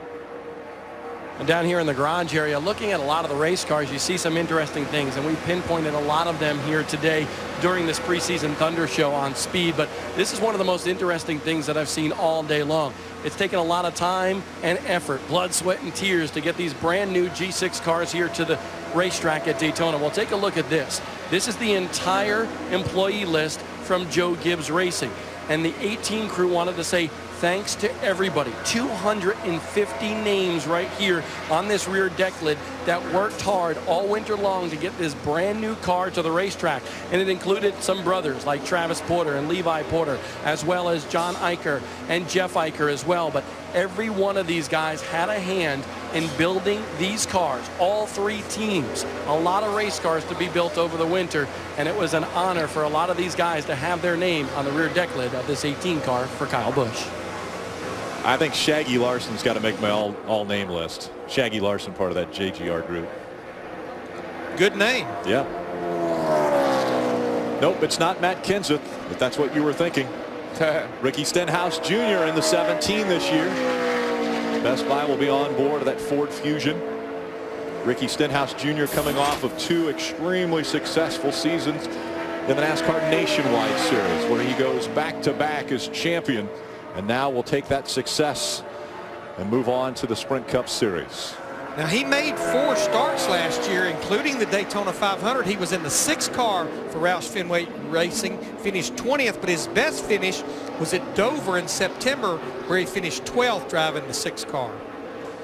I got a great question on Twitter, and we don't have the full answer just yet, but I promise you before the testing weekend ends, we will get a solid answer. But it was a great question, and we talked about the new qualifying format. Question was, how about the Daytona 500? How about the Gatorade Duels? It's my understanding, but I want to get a clarification, that we're essentially going to go back to where we were on that. Qualifying on Sunday before the 500 will actually be for the front row, the top 2 locked in. Okay. And then essentially the top 15 from each Gatorade Duel, excluding the front row, that's how the next 14 rows will start. Gotcha. And then we get some from speeds, and then we go back to provisionals and a past champion provisional. But remember, those provisionals for this race, plus the other first 3, including Phoenix and Vegas, they come from points from last year. Owner's points from the 2012 season. And I'm getting a thumbs up that's absolutely will be the format how the Daytona 500 field will be set. And the Budweiser Duel will be on Speed, so you'll be able to enjoy that, as that will set the field for the Daytona 500. So it's Budweiser Duel. Correct. On Speed. That's right. Sprint Unlimited on Saturday night before Daytona 500 qualifying. Of course, that'll be on Fox. I believe that's correct. I'm getting it right. We've got a long way to go, but we're getting there. Dale Earnhardt Jr. trying to continue the success that he carried through the 2012 season on to 2013. He is currently 22nd quick in that number 88 Chevy SS. Dropping down to the bottom of the racetrack.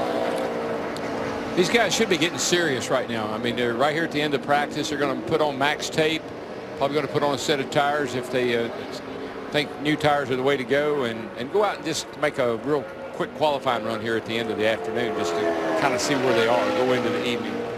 How much time do you think engineers, crew chief, team spend tonight taking all these numbers and putting together their list of to-dos for tomorrow's test session? Oh, I don't think there's any question about that. I mean, we saw is it a 5-hour ordeal where they sit down and try to crunch these numbers, or are they already doing that and putting their to-do list together right now at the end of this session? Well, you saw Gil Martin with the 29 car change rear end housings 5 times. He will take that information, share it with the other teammates, and they may want to, maybe Jeff Burton or maybe Menard or one of the other cars, the 33 car, they may want to try one of the combinations that they came up with. So that's a change. They'll learn something in the engine, maybe something that they did to the engine that improved one of the other cars. So you take all your notes from all your cars, all the teammates, and they overlay them on each other, and then they come up with a plan for tomorrow. And a lot of this stuff you see is what we call ABA. You go out with a setup. You come in, you make a change. That's your B setup. To verify if that was a good change or not, you have to go back to the A setup and make another run. That's why sometimes it looks like, what are they doing? But there's 3 runs involved in every change. And data collection on every single run. Oh, yeah. Oh, that's crucial. Well, what I do see, we were talking about Joe Gibbs Racing with 20 engineers. I know when we first started getting into engineering, maybe in the mid-late 90s, we have 1 or 2 engineers, and they were trying to look at everything we were doing. Now it's almost like one engineer is responsible for one part of the data acquisition. So it actually speeds the process. We're staying at the hotel just across the street. Right. I promise you, sit in the lobby. When the garage closes about 6 o'clock, they'll all be hitting the elevator, and they'll have their laptop under their arm. That's right. Yeah, and the PI system, I guess they still, I don't know if they use the PI system. Is that what they It's still one of the use? systems. It's There's a one lot the of different systems, yeah. Well, we had a PI system, a data acquisition system, many years ago, but it wasn't as extensive as this is now. We didn't have the ability to check the things. It was limited. A number of different channels that we could just go to. Now they can monitor everything. Every bump in the racetrack. Yeah. I mean, they can keep track of every time when he hit a bump, what he did with the steering wheel. If you think about iRace, the online computer game, they scan these racetracks. And I was talking to Steve Myers the other night, and he said if there's something around the track, it'll be on the game. If there's something in the track, if there's a bump or a place in it, it'll be in the game. And that's the other thing these guys do. These drivers, they spend a lot of time playing with those games just to familiarize yourself with everything. We were talking about Marcus Ambrose in this 9 car being 5th quickest. He just got the news actually just earlier today.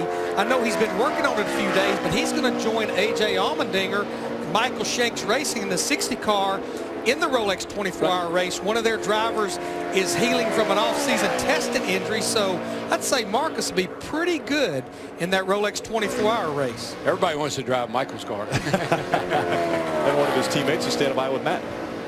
And Eric Almirola always fast in the 43. So you've had some time, a few months with your crew chief Todd Parrott. Speed weeks, a new car. Where do things stand? I don't know.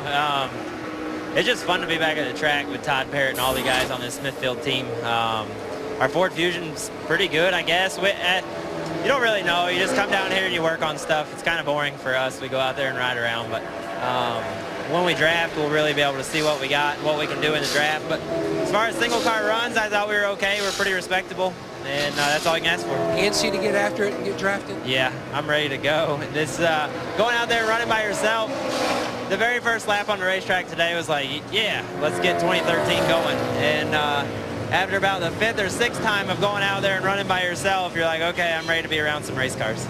Now, I know Larry Mack used to take his daughter Kendall down to Atlanta to see Santa Claus. We're both dads with young kids. For you, 4 months old, Christmas took on a little bit different perspective this year. Oh, yeah, that was cool. That's the first time in 28 years that I woke up Christmas morning and could care less what I got. So, yeah, that was really neat to watch Alex. He had no idea really what was going on, but he knows he got a lot of stuff that lights up and makes a lot of noise. And sounds like a driver, too. Yeah. So he played his little heart out and with all his new toys. And he was excited. He seemed excited, and then he crashed for about 2 or 3 hours for a nap. So Santa Claus was good to him. All right. Thanks, Eric. Yep, thanks. Guys?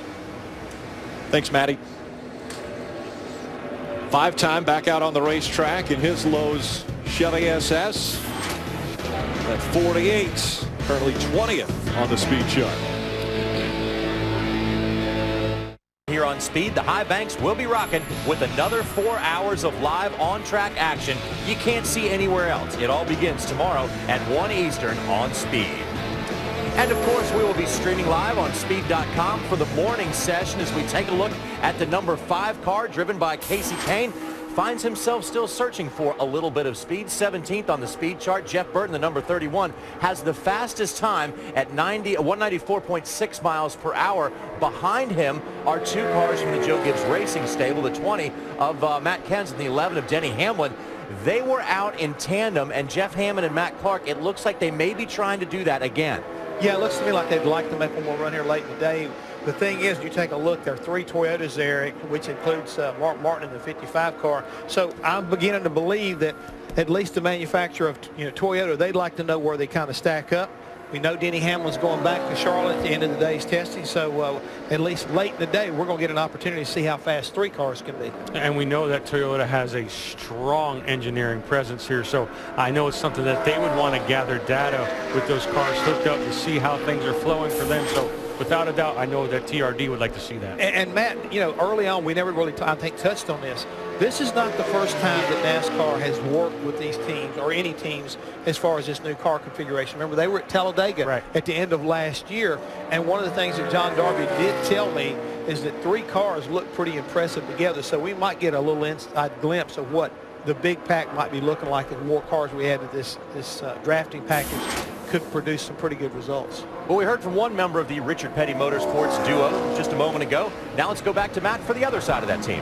Now, JR, I sort of feel out of place here in the Richard Petty Motorsports garage because I've got Drew Blickensderfer. He's over here behind me. He looks like George Clooney from Brother, Where Art Thou?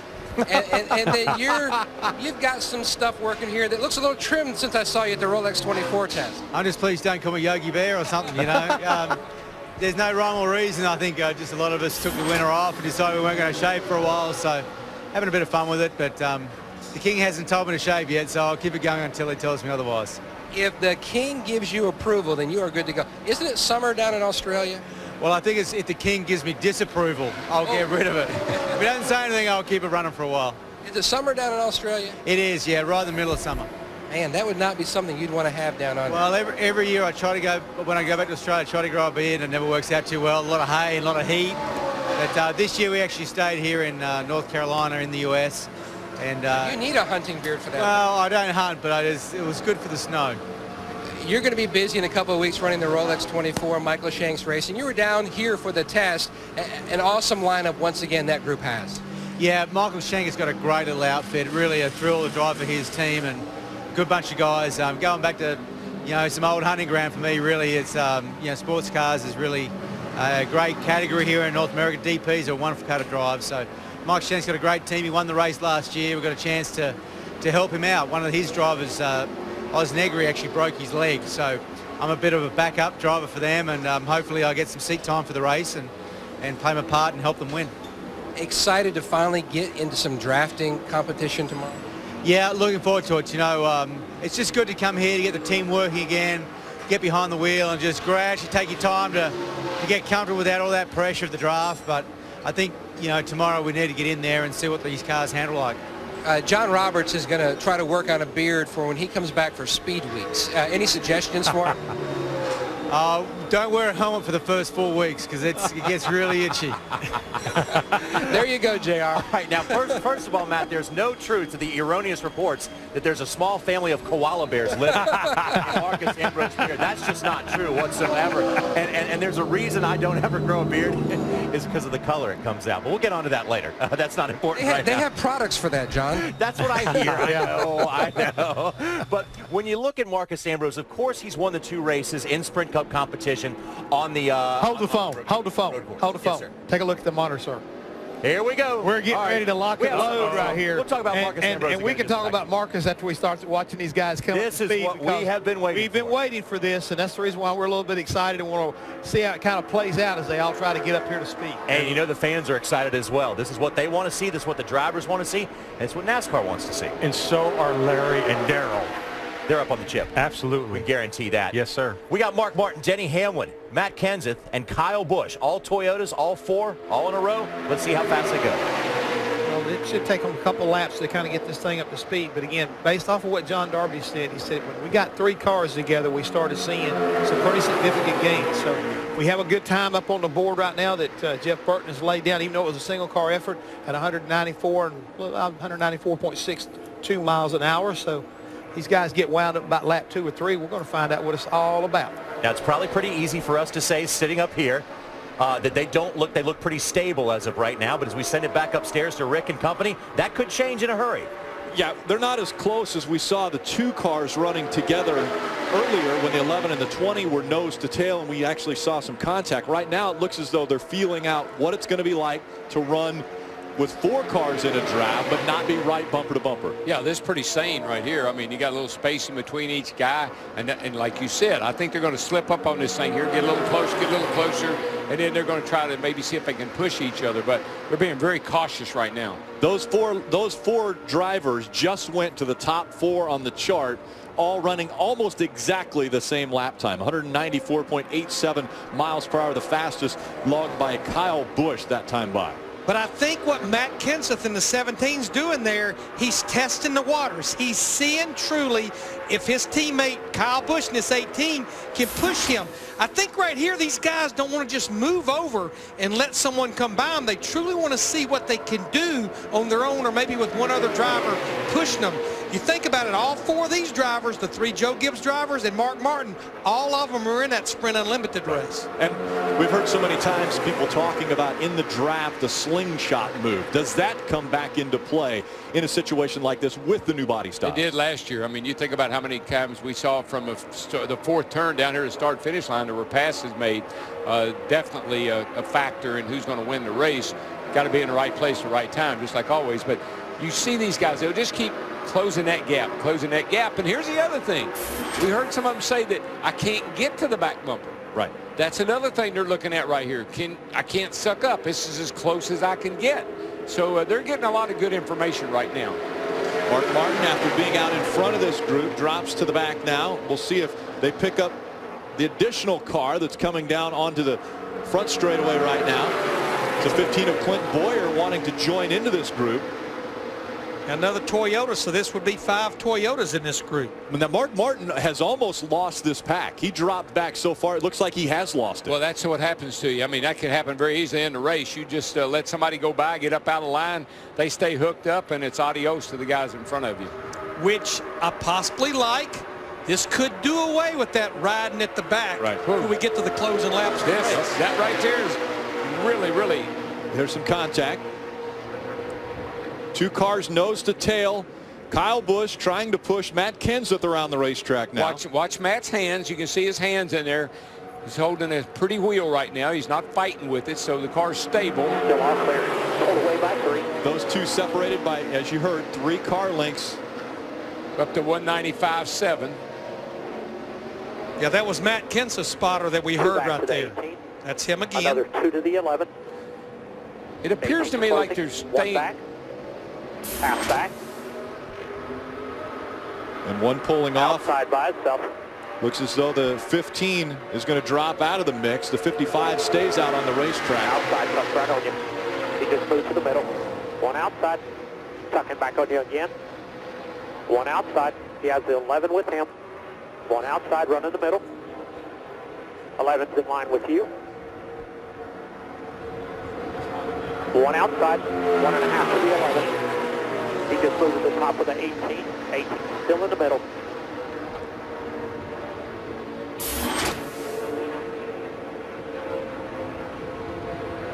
Still there. Tuck down on your quarter.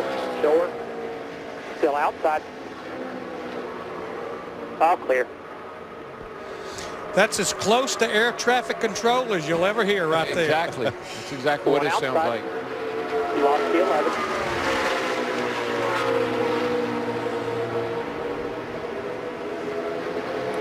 We're surely not seeing the 2-car push like we have seen down here. Even last year, we saw a lot more 2-car. These guys seem to be very cautious. But remember, they don't have a lot of these race cars to be playing around with either. That time by, speeds down in the 191, 192 range. Yeah, a lot of movement, a lot of moving around, passing, slows you down.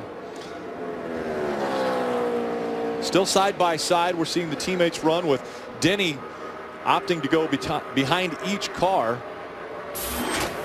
But Darrell, I think the way that rear bumper is so far down, you've got about 20% less grill opening than you had last year. I think those two things alone is really, especially on a hot day like today, is going to keep it where you can't stay back there very long.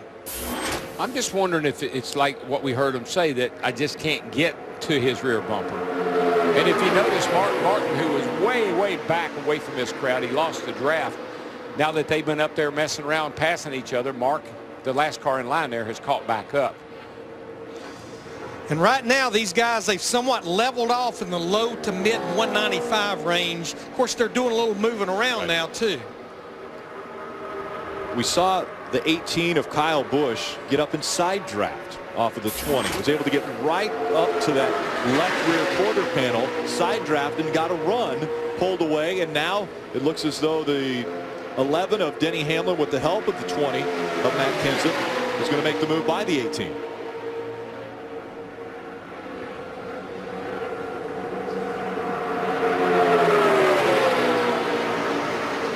Just watching these guys, I mean, first of all, I think they're being very cautious, and rightfully so.